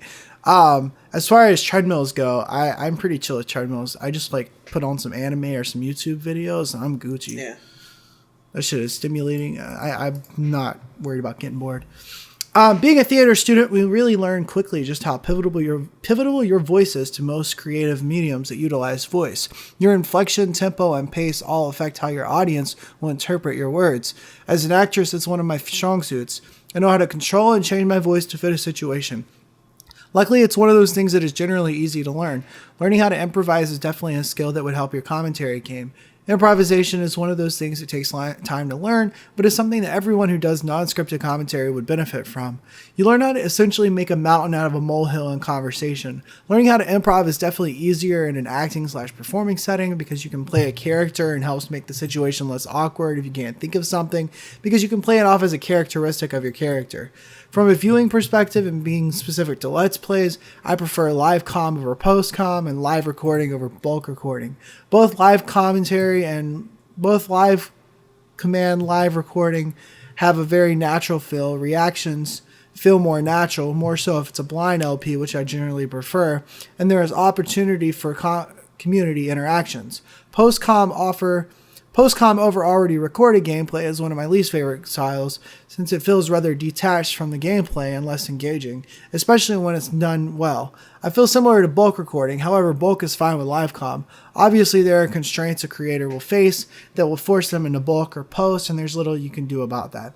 Episode suggestion, SEO Esketet Lamal Yenis. You know what? I'm going to throw this out there. You don't have to agree with that, but I feel like we should do the SEO episode as episode 30 to get people real hyped. We're going to have a couple of like normal podcasts, like 28 and 29, like normal episodes. But then episode 30 comes and we just knock it out of the park with the SEO thing. We built a little bit of hype. We've got people going, and then we just hit them with the big one. SEO at episode 30. Down. Is that fine? Let's get it. Then we can have people stop asking, and we still have a little bit of time before we have to do it. I'm down for that. Yeah, but don't worry. That works for me. That episode's coming eventually. We're just scared. More than anything. We're just scared. We're going to have to take our own advice and just fucking suck it up. Just do it. Yeah. And then once it's done, like we'll never have to do it again. I feel right? And then we'll be That's how it works. Can finally move on to new topics. Yeah. Well, you guys suggest more topics. Yeah, continue to suggest topics, by the way. I'll just keep reminding people. do that. As far as the improv thing, absolutely. I want to take some improv classes when I have money and transportation and can do that because that should be fun as hell. It sounds really fun, actually. I'd love to do that. Yeah. And then I also prefer live commentary, both doing it and watching it or listening to it, and over like post commentary and bulk commentary is like we talked about it a lot last episode. It's not the ideal situation as far as, because you can get burn out a lot, but it does help with time. Sure. Depends on where you're at, really. So yeah, just keep it in mind. But a lot of good points here. Good comment, Patient. Mini and a skeleton. Definitely. Whew. Yeah, that worried me. I saw all those escadits in the first paragraph, and I was like, holy shit, I don't want to read this. Heavy breathing. Heavy breathing. All right, yeah. I'm going to read the Cowfro comment. He says, so, at the 20-minute, 33-second mark, he says, Pokemon Go, get it, dude. I'm hooked in that junks.